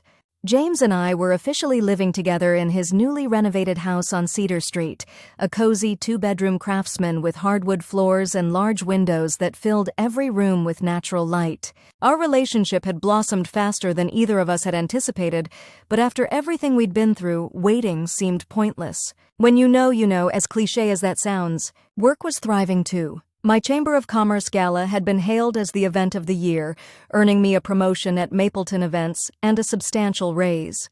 James's architectural firm was gaining recognition throughout the county, his vision for the warehouse district revitalization attracting investors and praise from the town council. From the outside, our lives appeared picture perfect. And most days they were. But beneath the surface of our happiness ran an undercurrent of unresolved tension, the lingering aftermath of betrayal that occasionally surfaced in unexpected moments. Like when we ran into Tyler at the hardware store, his forced smile and awkward small talk a reminder of bonds irreparably broken. Or when James's mother invited us for Sunday dinner and casually mentioned how Vanessa and Tyler were house hunting in the exclusive Oak Ridge neighborhood, a development they clearly couldn't afford on Tyler's bank salary alone. "Tyler's getting a promotion," Carol Montgomery announced as she passed the mashed potatoes around her dining table. "Senior loan officer. And Vanessa's talking about starting her own event planning business." I felt James tense beside me, his fork pausing halfway to his mouth. "Event planning?" he repeated, shooting me a concerned glance. "In Mapleton?" "That's what she said." Carol seemed oblivious to the implication. Vanessa directly competing with me in our small town. She has such a flair for design, And after helping plan her own wedding, she's discovered a real passion for it. I forced myself to smile, cutting a piece of pot roast with perhaps more force than necessary. "How nice for her." James changed the subject quickly, asking his father about the fishing trip he'd been planning, but the damage was done. The reminder that Vanessa was still finding ways to insert herself into my territory, still competing even after everything, sat like lead in my stomach. Later that night, as we got ready for bed, James finally addressed it. "You know she's only doing this to get under your skin, right? Vanessa has never shown any interest in event planning before." "I know." I sighed, applying moisturizer with aggressive strokes. "And it's working." "I hate that it's working, but it is." He came up behind me, wrapping his arms around my waist and meeting my eyes in the bathroom mirror. "Don't give her the satisfaction. You're established, respected. She's starting from nothing, riding on her family name and whatever connections Tyler has at the bank. It's not just about the business," I admitted, leaning back against his chest. "It's about her constantly trying to take what's mine. First Tyler, now my career. What's next?" His arms tightened around me protectively. "Nothing. Because I'm not going anywhere, and neither is your talent or your success." I nodded, wishing I could shake the unease that had settled over me. James was right. Vanessa's new venture was transparent in its motivation. But knowing that didn't stop the familiar anger from simmering just beneath the surface of my hard-won peace. The first concrete evidence of Vanessa's new business arrived a week later in the form of a glossy flyer inserted in the Mapleton Gazette, "Montgomery Events, where your vision becomes reality." The irony of her using her maiden name rather than her married one wasn't lost on me. Nor was the fact that her logo, color scheme, and overall aesthetic were remarkably similar to materials I'd designed for Mapleton Events. "This is blatant," I muttered, spreading the flyer on our kitchen table for James to see. "She's literally copied our branding. Look at the font, the layout. It's practically identical." James studied the advertisement, his expression darkening. "She's not even trying to be subtle. The worst part is people in town might not realize. They'll think I'm copying her or that we're somehow affiliated." I paced the kitchen, frustration building with each step. My boss is going to have a field day with this. As predicted, Susan Clark, owner of Mapleton Events, called me into her office that same afternoon, the offending flyer laid out on her desk alongside our own marketing materials. "I assume you've seen this?" she asked without preamble. "This morning," I confirmed, keeping my voice neutral despite the anger churning inside. "It's remarkably similar to our branding." Susan, a sharp-eyed woman in her 50s who'd built Mapleton Events from the ground up, leaned back in her chair with a thoughtful expression. "Too similar to be coincidental. Your former friend is making a statement." I appreciated her directness. Susan was one of the few people in town who'd never treated me with pitying glances or probing questions after the breakup. "I'm sorry about this. I know it puts the company in an awkward position." "You have nothing to apologize for, Emma. You're not responsible for another woman's lack of originality or ethics." She tapped the flyer with a manicured nail. "The question is, how do we respond?" The "we" in her statement caught me by surprise. I'd half expected to be called in for a reprimand, as if Vanessa's actions were somehow my fault for bringing personal drama into the professional sphere. "We could change our own branding," I suggested reluctantly. "Differentiate ourselves more clearly." "Absolutely not." Susan's rejection was immediate and firm. "We were here first.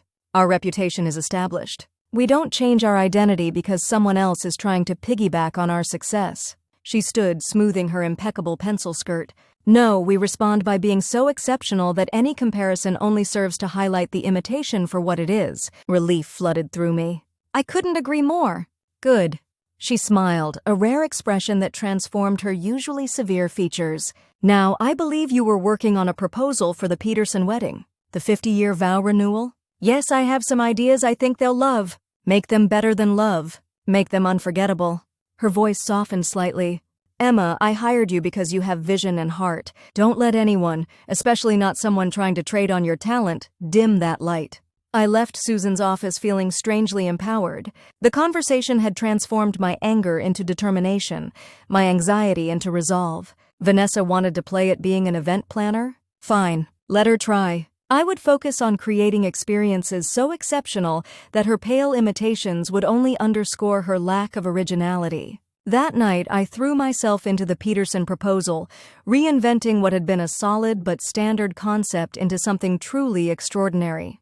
The elderly couple had originally requested a simple luncheon at the community center. I transformed it into an intimate garden party that would recreate elements from their original wedding day in 1974, from the music to the menu to the flowers, while adding modern touches that celebrated the life they'd built together. When I presented the concept to them the next morning, Mrs. Peterson actually teared up. "It's like you've looked into our hearts and seen exactly what we didn't even know we wanted," she said, clasping her husband's hand. Mr. Peterson, a taciturn man who'd said barely 2 words during our previous meetings, nodded gruffly. "Good work, young lady." Very good work indeed. It was exactly the validation I needed. A reminder that I didn't just plan events. I created meaningful experiences that honored the personal stories of my clients. Something Vanessa, with her focus on appearances and status, would struggle to replicate no matter how closely she copied my branding. The Peterson vow renewal became my obsession over the following weeks, every detail meticulously planned and personally overseen. When the day arrived, the transformation of the Petersons' modest backyard into a romantic garden oasis was nothing short of magical. Vintage furniture arranged in intimate conversation areas, market lights strung through ancient oak trees, a dance floor installed over the koi pond with clear plexiglass, creating the illusion of dancing on water.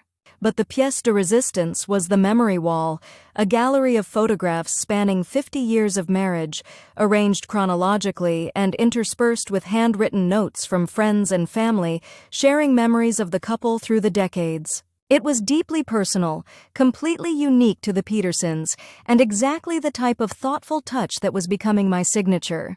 The event was a resounding success. Guests lingered long after the scheduled end time, reluctant to leave the enchanted space we'd created. Mrs. Peterson hugged me tearfully as the last guests departed, whispering, "In 50 years of celebrations, this is the one I'll remember most." I drove home that night with a sense of satisfaction so complete it had almost erased the irritation of Vanessa's new venture from my mind. Almost. Until I checked my phone and found 3 missed calls from James, followed by a text that simply read, "Call me when you're done." Something's happened. My stomach dropped as I dialed his number from the car, hands-free activated. "James? What's wrong? Where are you?" His voice was tight, controlled in the way I'd come to recognize meant he was angry but trying not to show it. "Just left the Peterson event. Heading home now." "What's going on?" "The Thompsons called. They're canceling their contract with us for the house on Maple Drive." My confusion must have been evident in my silence, because James continued with growing frustration. "They've hired Vanessa's husband instead. Apparently, Tyler convinced them he could get them a better mortgage rate if they worked with his wife's partner for the architectural plans." "Partner?" I repeated, my knuckles whitening on the steering wheel. "What partner?" "Vanessa is claiming she's partnering with an architectural firm for her event venues, using Montgomery family connections to secure properties before they even hit the market." The careful control in his voice was slipping, revealing the depth of his anger. "She's using my family name to steal business from me, Emma. And Tyler's using his position at the bank to help her." I pulled over, the implications too serious to process while driving. "That can't be legal. Tyler works for a bank, not a mortgage broker. He can't promise special rates in exchange for business favors. It's a gray area at best, completely unethical at worst." I could picture him pacing our living room, the way he always did when agitated. But the Thompsons don't care about that. They just see an opportunity to save money on both their home and their daughter's wedding. Their daughter's wedding? The pieces clicked into place, a picture emerging that made my blood run cold. "Vanessa is planning Lauren Thompson's wedding?" "Apparently," James confirmed grimly. "Package deal. Tyler handles the mortgage for their new build, Vanessa plans Lauren's wedding, and her architectural partner designs the house." "Who's the partner? Someone from your firm?" His laugh was bitter. "No one from any reputable firm would touch this arrangement. My guess is she's hiring some draftsman to draw up plans she'll pass off as custom designs. The Thompsons wouldn't know the difference." I resumed driving, my mind racing with the implications. This wasn't just about Vanessa copying my business model anymore. This was a systematic attempt to undermine both our professional reputations, to steal clients using ethical shortcuts and family connections. "We need to do something," I said as I pulled into our driveway 20 minutes later. "This is crossing a line." James met me at the door, his usually warm eyes stormy with frustration. "I've already called the bank's ethics hotline. Filed a complaint about Tyler using his position to steer clients toward his wife's business. But without proof, it's just my word against his. And knowing Tyler, he's been careful to leave no paper trail." I dropped my purse on the entryway table with more force than necessary. This is so typical. Tyler doing Vanessa's dirty work while she presents herself as the creative visionary. "What do you want to do?" James asked, pulling me into a hug that did little to dispel the tension coursing through me.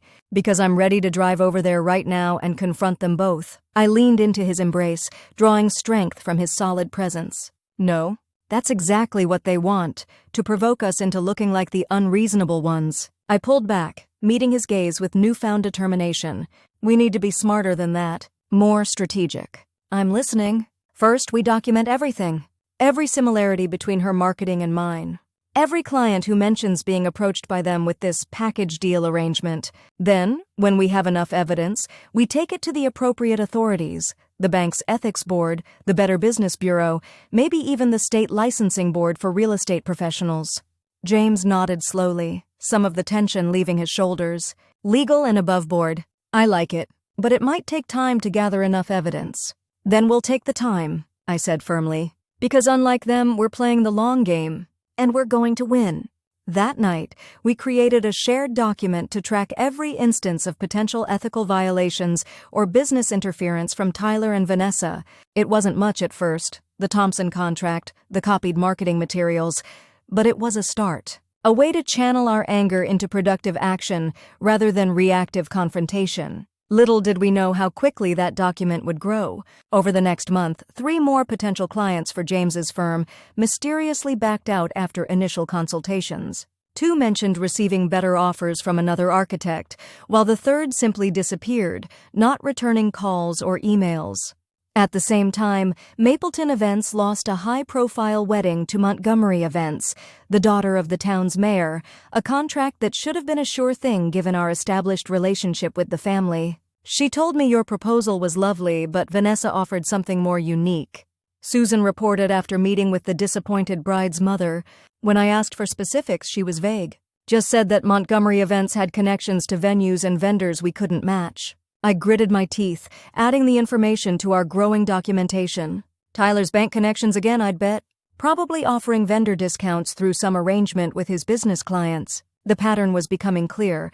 Tyler would identify potential clients through his position at the bank, then steer them toward Vanessa with promises of special deals or connections. Vanessa would win them over with presentations that bore suspicious similarities to concepts I'd developed at Mapleton Events, then lock them in with pricing no legitimate business could match. It was infuriating, unethical, and apparently effective. We need to accelerate our timeline, I told James over dinner, pushing my pasta around the plate without eating. At this rate, they'll have taken half our clients before we have enough documentation to do anything substantial. James nodded grimly, reaching for his wine glass. I've been thinking the same thing. But how? We need concrete evidence, not just patterns and suspicions. I considered this, turning possibilities over in my mind. What if we created the evidence ourselves? Set a trap? His eyebrows rose in interest. What kind of trap? A fake client. Someone who approaches both of us, you for architectural services, me for event planning, and then also contacts Tyler about financing. We document every interaction, record every promise they make. A slow smile spread across James's face. That might work. But who would be our fake client? It would have to be someone Tyler and Vanessa don't know, someone with no connections to us personally. I might have just the person, I said, a plan already forming. My cousin Mia is moving back to the area next month after years in Chicago. No one here knows her, and she owes me a favor after I helped plan her surprise engagement party last year. Would she be willing to participate in something like this? It's asking a lot. I thought about Mia, fiercely loyal, with a strong sense of justice and a flair for the dramatic. The kind of person who'd view this operation as an exciting adventure rather than an imposition. She'll do it. Especially when I explain what's been happening. The plan took shape over the following days. Mia, delighted to play undercover investigator, created a detailed backstory. She and her fiancé were relocating to Mapleton to be closer to family, looking to build a custom home and plan a lavish wedding within the year. They had substantial savings and excellent credit, making them ideal clients for both businesses and very attractive to a loan officer like Tyler. We coached Mia carefully on what to say and what to look for. She would approach James's firm first, expressing interest in a custom build on a specific plot of land we knew was available. A week later, she would contact Mapleton Events to discuss wedding planning. Finally, she would make an appointment with Tyler's bank to discuss financing options for both the home and the wedding. Remember, the goal is to document if they try to steer you toward each other's services. I explained during our final strategy session. Record everything legally. Ohio is a one-party consent state, so as long as you're part of the conversation, you can record it without telling them. Mia nodded, her dark eyes sparkling with excitement. Don't worry, cousin. I minored in theater. This will be my greatest role yet. James laughed, the first genuine laugh I'd heard from him in weeks. Just don't overdo it. We need them to believe you're a legitimate client. Trust me, she said with a confidence that reassured us both. By the time I'm done, they'll be falling all over themselves to win my business.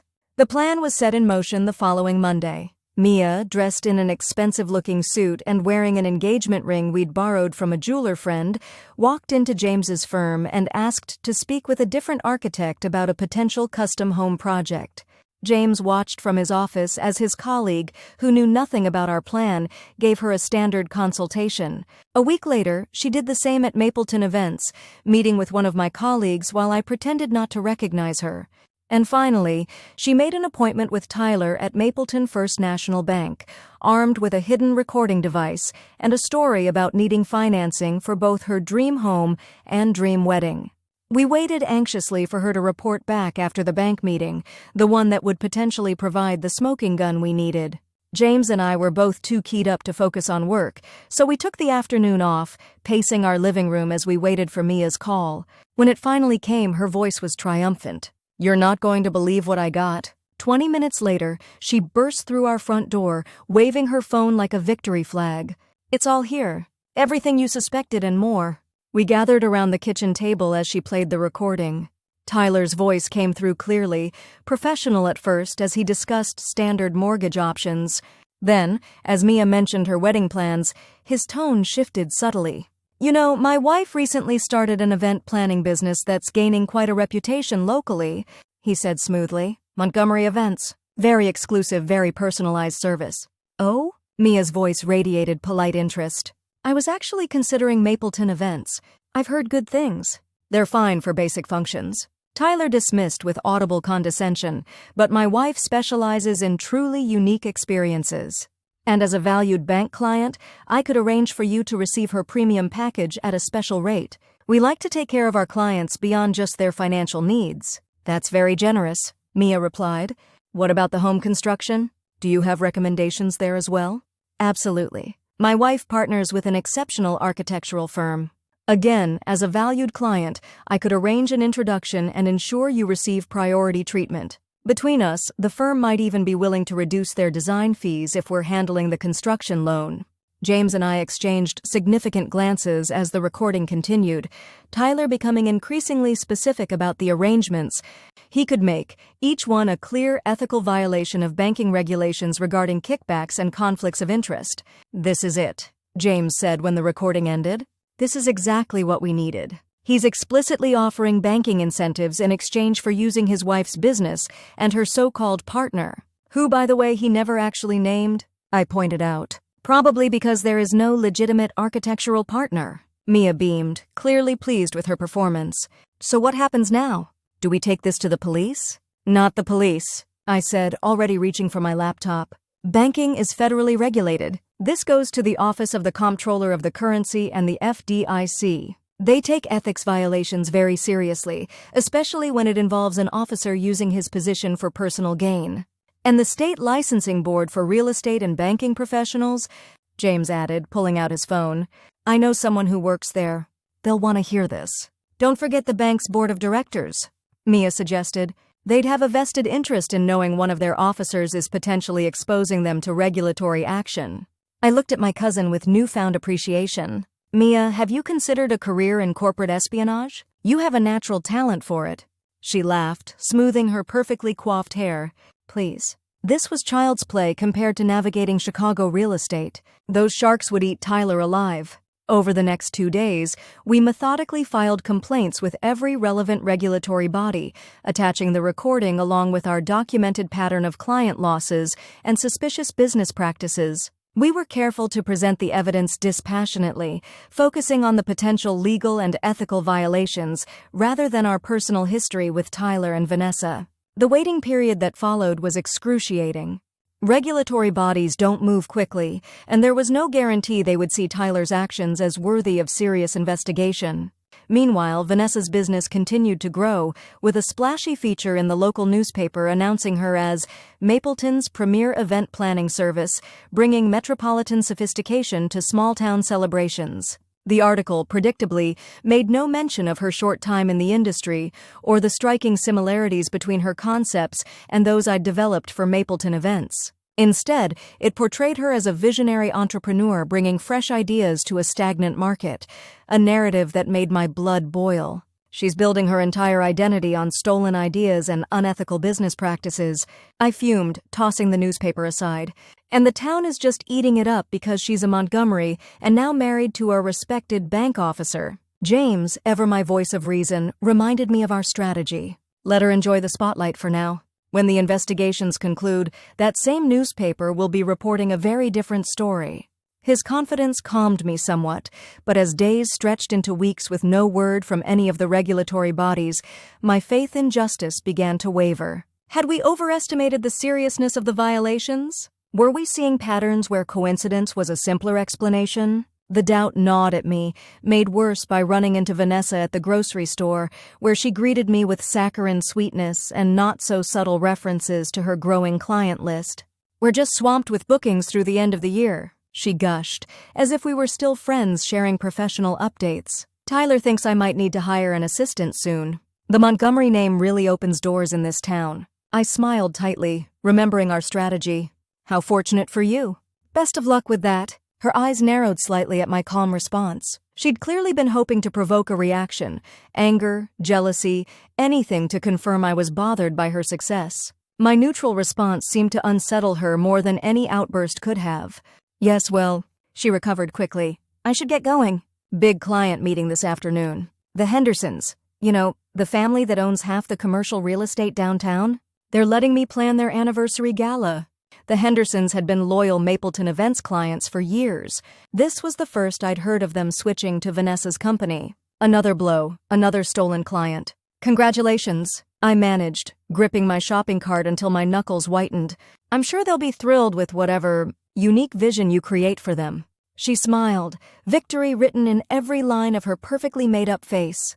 "Oh, they already are." My concept combines elements they've loved from past events with fresh perspectives they hadn't considered before. The best of both worlds. Translation: she'd studied previous events we'd planned for the Hendersons and was repackaging them with minor tweaks, claiming them as original concepts. The pattern was becoming painfully predictable. I recounted the encounter to James that evening, my frustration reaching new heights.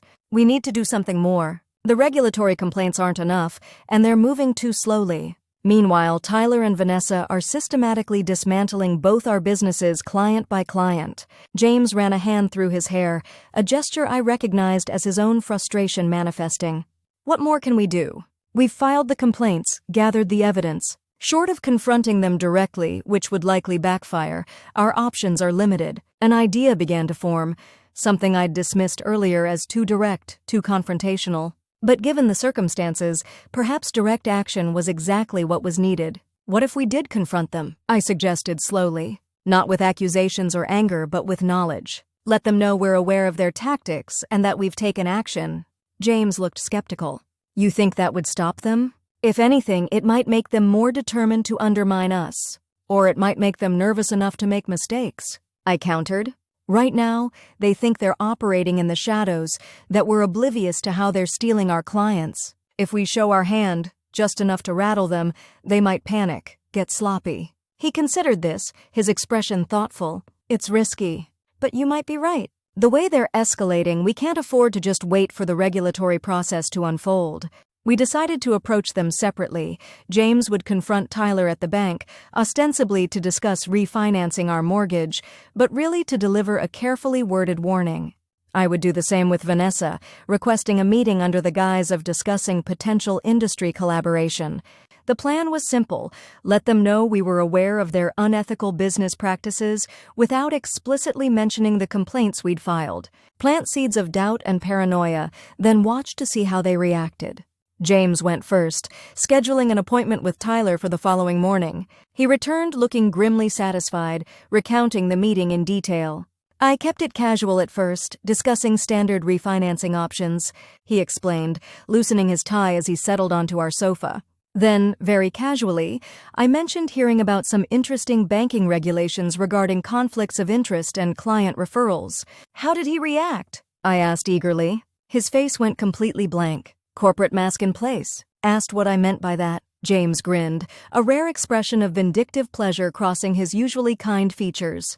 So I spelled it out for him, that I'd heard some local businesses were being offered special banking terms in exchange for using certain services, and wasn't that the kind of thing that could trigger federal regulatory review? "You didn't." "I did." And then I asked very innocently if he knew which regulatory body handled such violations, whether it was the FDIC or the OCC or perhaps both. I could picture Tyler's face perfectly, that careful neutrality he adopted when feeling cornered, the slight tightening around his eyes that betrayed his anxiety. What did he say? Not much. Stammered something about all client relationships being conducted within regulatory guidelines. But Emma, his hands were shaking when he shuffled his papers. He was rattled. Satisfaction coursed through me, the first real victory we'd had since this battle began. Good. Let him sweat. My meeting with Vanessa, scheduled for the following afternoon at a cafe downtown, promised to be equally enlightening. I dressed carefully for the occasion, choosing a sleek black dress that projected professional confidence, paired with the pearl earrings that had once been my grandmother's, a touchstone for strength when I needed it most. Vanessa was already waiting when I arrived, seated at a table by the window with her perfectly highlighted hair catching the afternoon sun. She looked surprised to see me, actually surprised, not the manufactured shock she often affected. "Emma," she greeted cautiously. "Thank you for reaching out. I have to admit, I was intrigued by your suggestion to discuss potential collaboration." I smiled pleasantly, taking the seat across from her. "I appreciate you making the time. I know how busy new businesses can be, especially when they're growing so quickly." She visibly relaxed at what she perceived as professional courtesy rather than confrontation.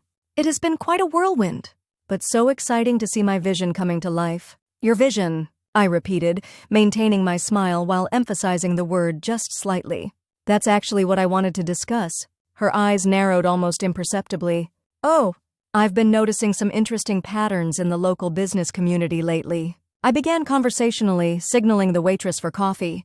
Clients moving between related service providers in rather unusual ways. Design concepts appearing in multiple portfolios with striking similarities. That sort of thing. The color drained slightly from her face, but her composure remained intact. "The event planning world is small, especially in a town like Mapleton. Some overlap is inevitable."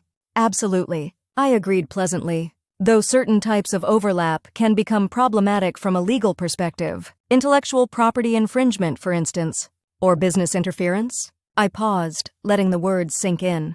"Or banking regulation violations when financial incentives are tied to service referrals." She set down her coffee cup with a small clatter.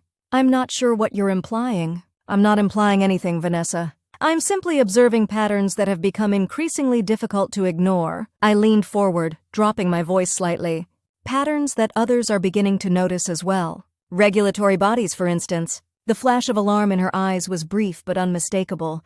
"If you have accusations to make, Emma, perhaps you should make them directly rather than dancing around with vague insinuations." "No accusations?" I said mildly. "Just friendly advice from one professional to another. Businesses built on unstable foundations tend to collapse spectacularly when the right pressure is applied." She recovered her composure quickly, anger replacing the momentary fear. "Is that a threat? A observation?" I corrected, gathering my purse as I prepared to leave. "And a suggestion that perhaps it's time to reconsider certain business strategies before they attract the wrong kind of attention." I stood, smoothing my dress. "Thank you for meeting with me, Vanessa. It's been illuminating." I left her sitting there, her coffee untouched, her expression a mixture of rage and calculation. As I walked back to my car, I felt lighter than I had in weeks. We had planted the seeds of doubt. Now we would wait to see what grew from them. We didn't have to wait long. 2 days after our confrontations, Tyler was suddenly on leave. From the bank, an announcement made via a terse email to bank clients with no explanation offered. The same day, a moving van appeared outside the modest starter home he and Vanessa had purchased after their wedding. "They're leaving town," James reported after driving past their house on his way home from work. "Packing everything up. No for sale sign, so they're probably renting it out rather than selling." I absorbed this information with mixed emotions, satisfaction that our warning had produced such a dramatic result, but frustration that they might escape consequences by simply relocating. "Where are they going? Did you hear anything?" "Not specifically, but my mother called today unusually upset. Said Vanessa and Tyler were making a sudden move for his career, and she was heartbroken they'd be so far away." He sat beside me on the sofa, taking my hand. "She mentioned something about the West Coast. California or Washington, she wasn't sure. They're running." I realized, the implications becoming clear. They know the investigations are coming and they're trying to outrun them. "Looks that way," James agreed. "Question is, will it work?" That question was answered 3 days later, when 2 men in suits arrived at the bank, flashing federal credentials and requesting access to Tyler's office and files. The news spread through Mapleton's gossip network with remarkable speed. By dinner time, everyone knew the bank was under some kind of investigation, though the details remained murky. James's contact at the state licensing board confirmed our suspicions. The complaints had triggered formal investigations by multiple regulatory bodies. Tyler's abrupt departure had only accelerated the process, as it appeared suspicious and potentially obstructive. "They won't get away with it," James assured me as we processed the news.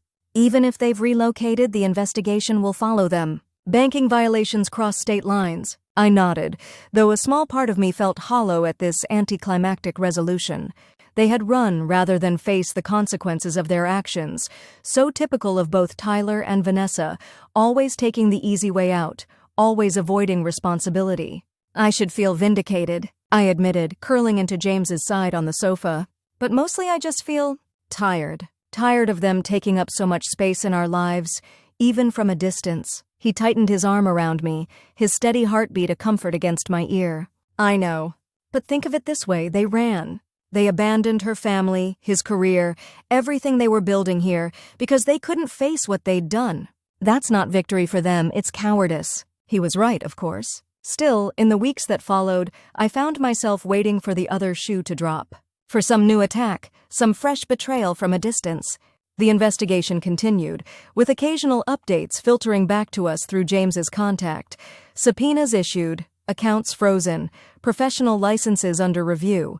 But Tyler and Vanessa themselves remained silent ghosts, their presence in Mapleton fading to whispers and speculation, until the letter arrived. It came on a Tuesday morning, hand-delivered to our mailbox rather than sent through postal service, a thick cream envelope with my name written in Vanessa's distinctive handwriting. No return address, no postmark.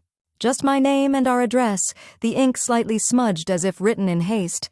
I stared at it for a long time before opening it, half expecting some final attack, some last poisonous barb before she disappeared completely from my life. What I found instead was 10 pages of handwritten confession, the words sometimes blotted with what appeared to be tear stains. "Emma," it began simply, "by the time you read this, Tyler and I will be gone from Mapleton, probably forever. I could blame him for what's happened, claim I was manipulated or uninformed about his business practices.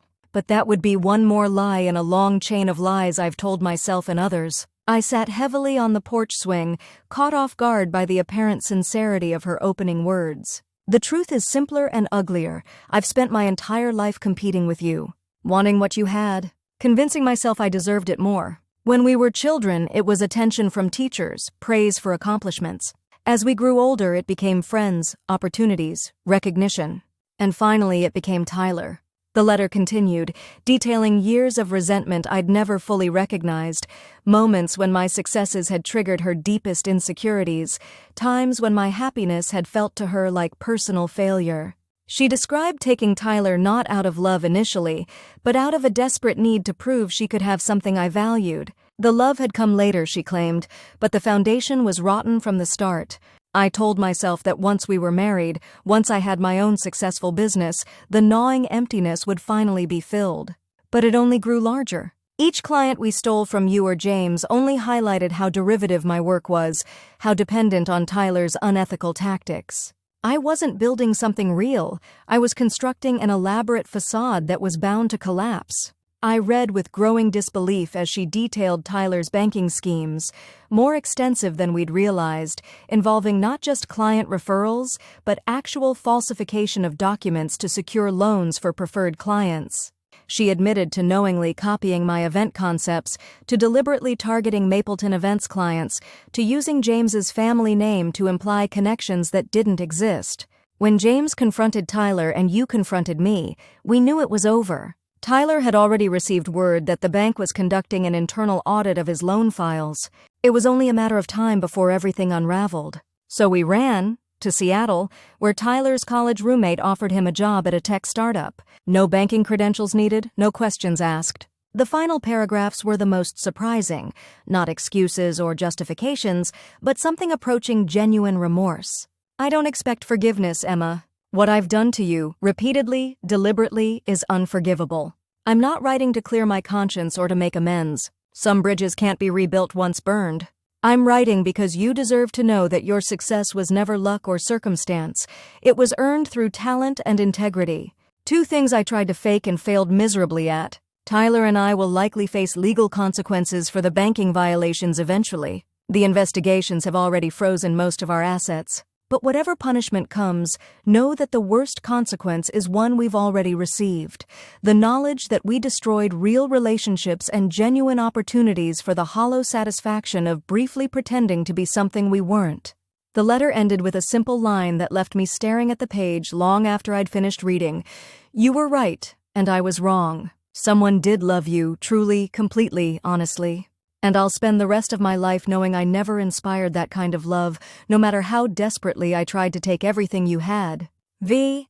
I was still sitting on the porch swing, letter in hand, when James came home for lunch, a surprise visit he occasionally made when his morning meetings ended early.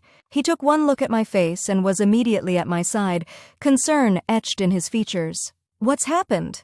What's that? He asked, gesturing to the pages clutched in my hand. Wordlessly, I handed him the letter. I watched his expression change as he read, from concern to disbelief to a complex mixture of anger and vindication. When he finished, he looked up at me, searching my face. Are you okay? This is a lot to process. I considered the question honestly. Was I okay?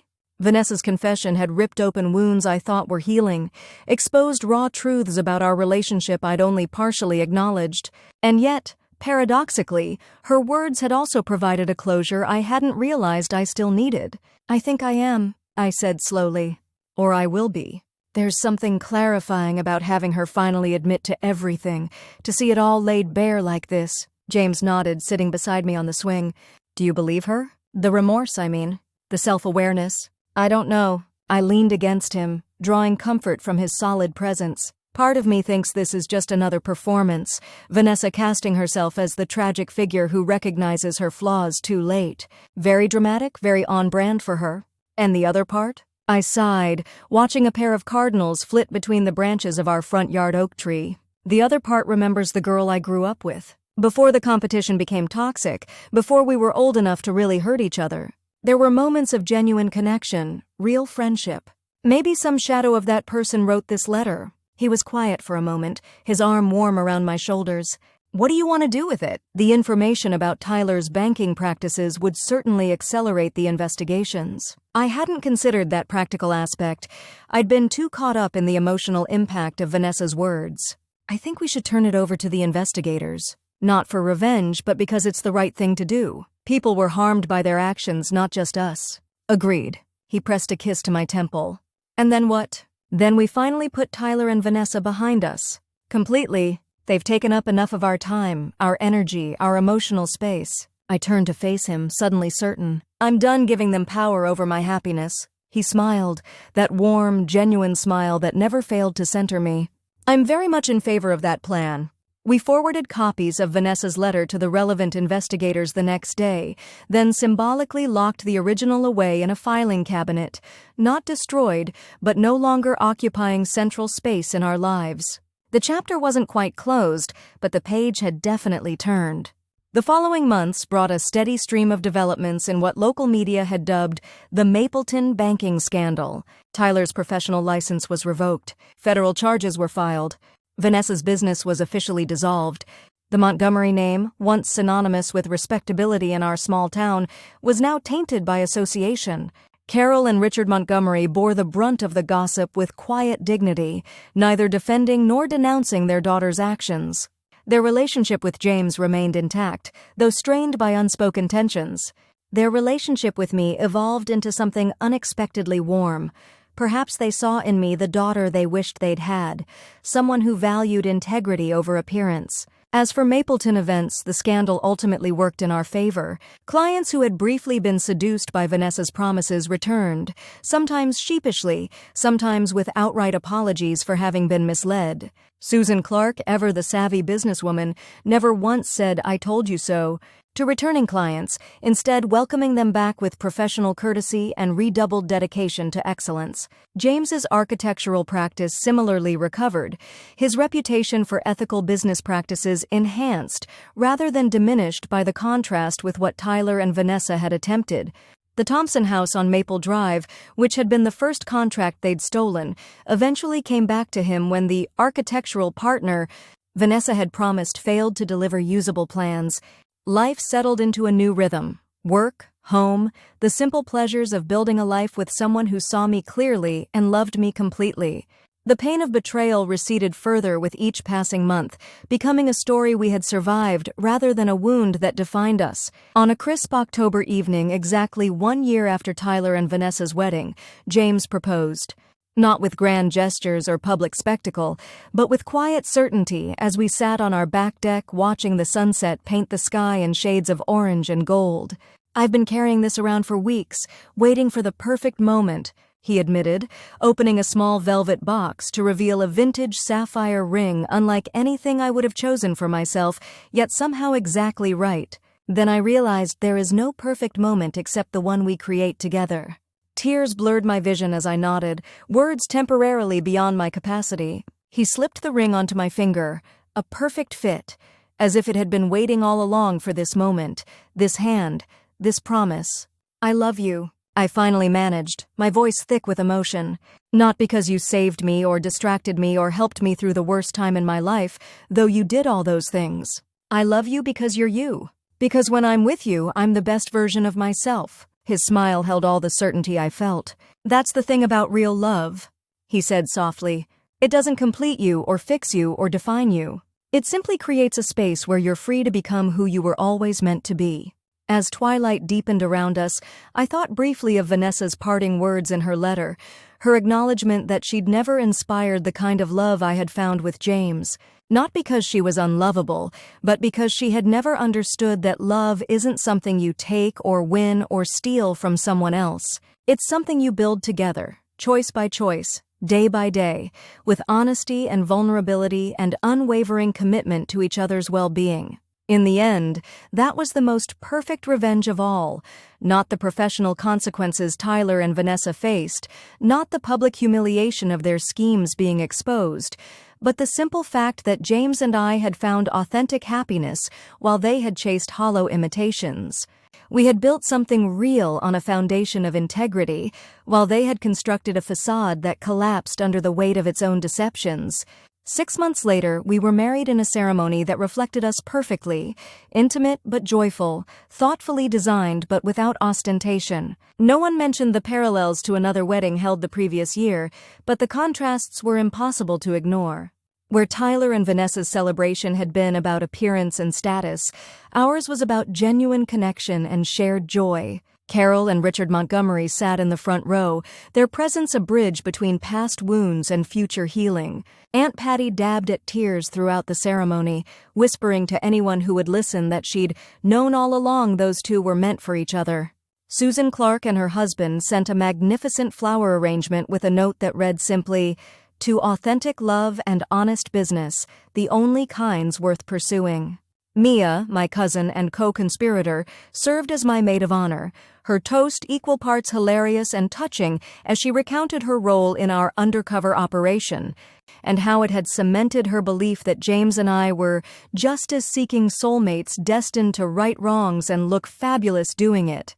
As we shared our first dance as husband and wife, I gazed up at James, my friend, my partner, my love, and felt a sense of completion that had nothing to do with conventional happy endings and everything to do with knowing we had built this happiness together, brick by brick, choice by choice. "What are you thinking?" he murmured, his arms secure around my waist as we swayed to the music.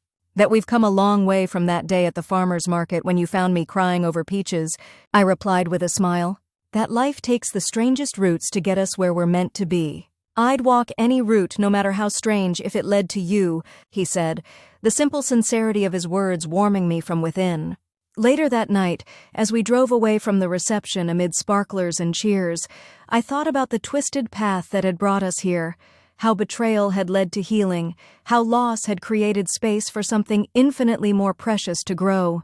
If someone had told me 2 years ago that I would be grateful for discovering Tyler and Vanessa's affair, I would have thought them cruel or delusional. Yet here I was, genuinely thankful for the painful awakening that had ultimately led me to authentic love. Not because the betrayal itself was justified, it never would be, but because sometimes our greatest wounds become the doorways to our most profound transformations.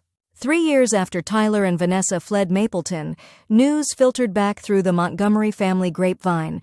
They had divorced. The pressures of legal consequences, financial struggles, and the fundamental dishonesty at the core of their relationship had eventually broken what had seemed, at least superficially, like an unshakable bond. The news landed differently than it might have once. Instead of vindication or satisfaction, I felt a complex mixture of sadness for the pain of two people I had once cared deeply about, and profound gratitude for the different path my own life had taken. Do you ever wonder? I asked James as we sat on our back deck, our 6-month-old daughter sleeping peacefully in her bassinet beside us. What would have happened if I'd never walked in on them that day? If we'd gone through with the wedding? If I'd never found out? He considered the question with characteristic thoughtfulness. I think the truth has a way of revealing itself eventually. Maybe not as dramatically, maybe not as painfully, but I believe you would have discovered their deception somehow. And us? I pressed, curious about his perspective. Would we have found our way to each other? His smile was gentle as he reached for my hand, our matching wedding bands catching the evening light. I've loved you since I was 14, Emma. I would have waited forever if necessary. I squeezed his hand, overwhelmed as always by the steady certainty of his love. Thank goodness it didn't take forever. As twilight settled over our home, our real home, built on truth and mutual respect rather than competition and deception, I watched our daughter's peaceful breathing and thought about the lessons we would teach her someday, about integrity and its rewards, about forgiveness that doesn't excuse wrongdoing but refuses to be defined by it, about love that enhances rather than diminishes, that creates rather than takes. No one will ever love you. Vanessa had sneered in a moment of calculated cruelty. She had been wrong, so profoundly, completely wrong. I was loved, deeply and authentically, by a man who had seen me at my most broken and found beauty there. Loved by family and friends who had stood by me through darkness and celebrated with me in light. Loved by a daughter whose existence was the ultimate affirmation of hope and future. In the end, that was the perfect revenge.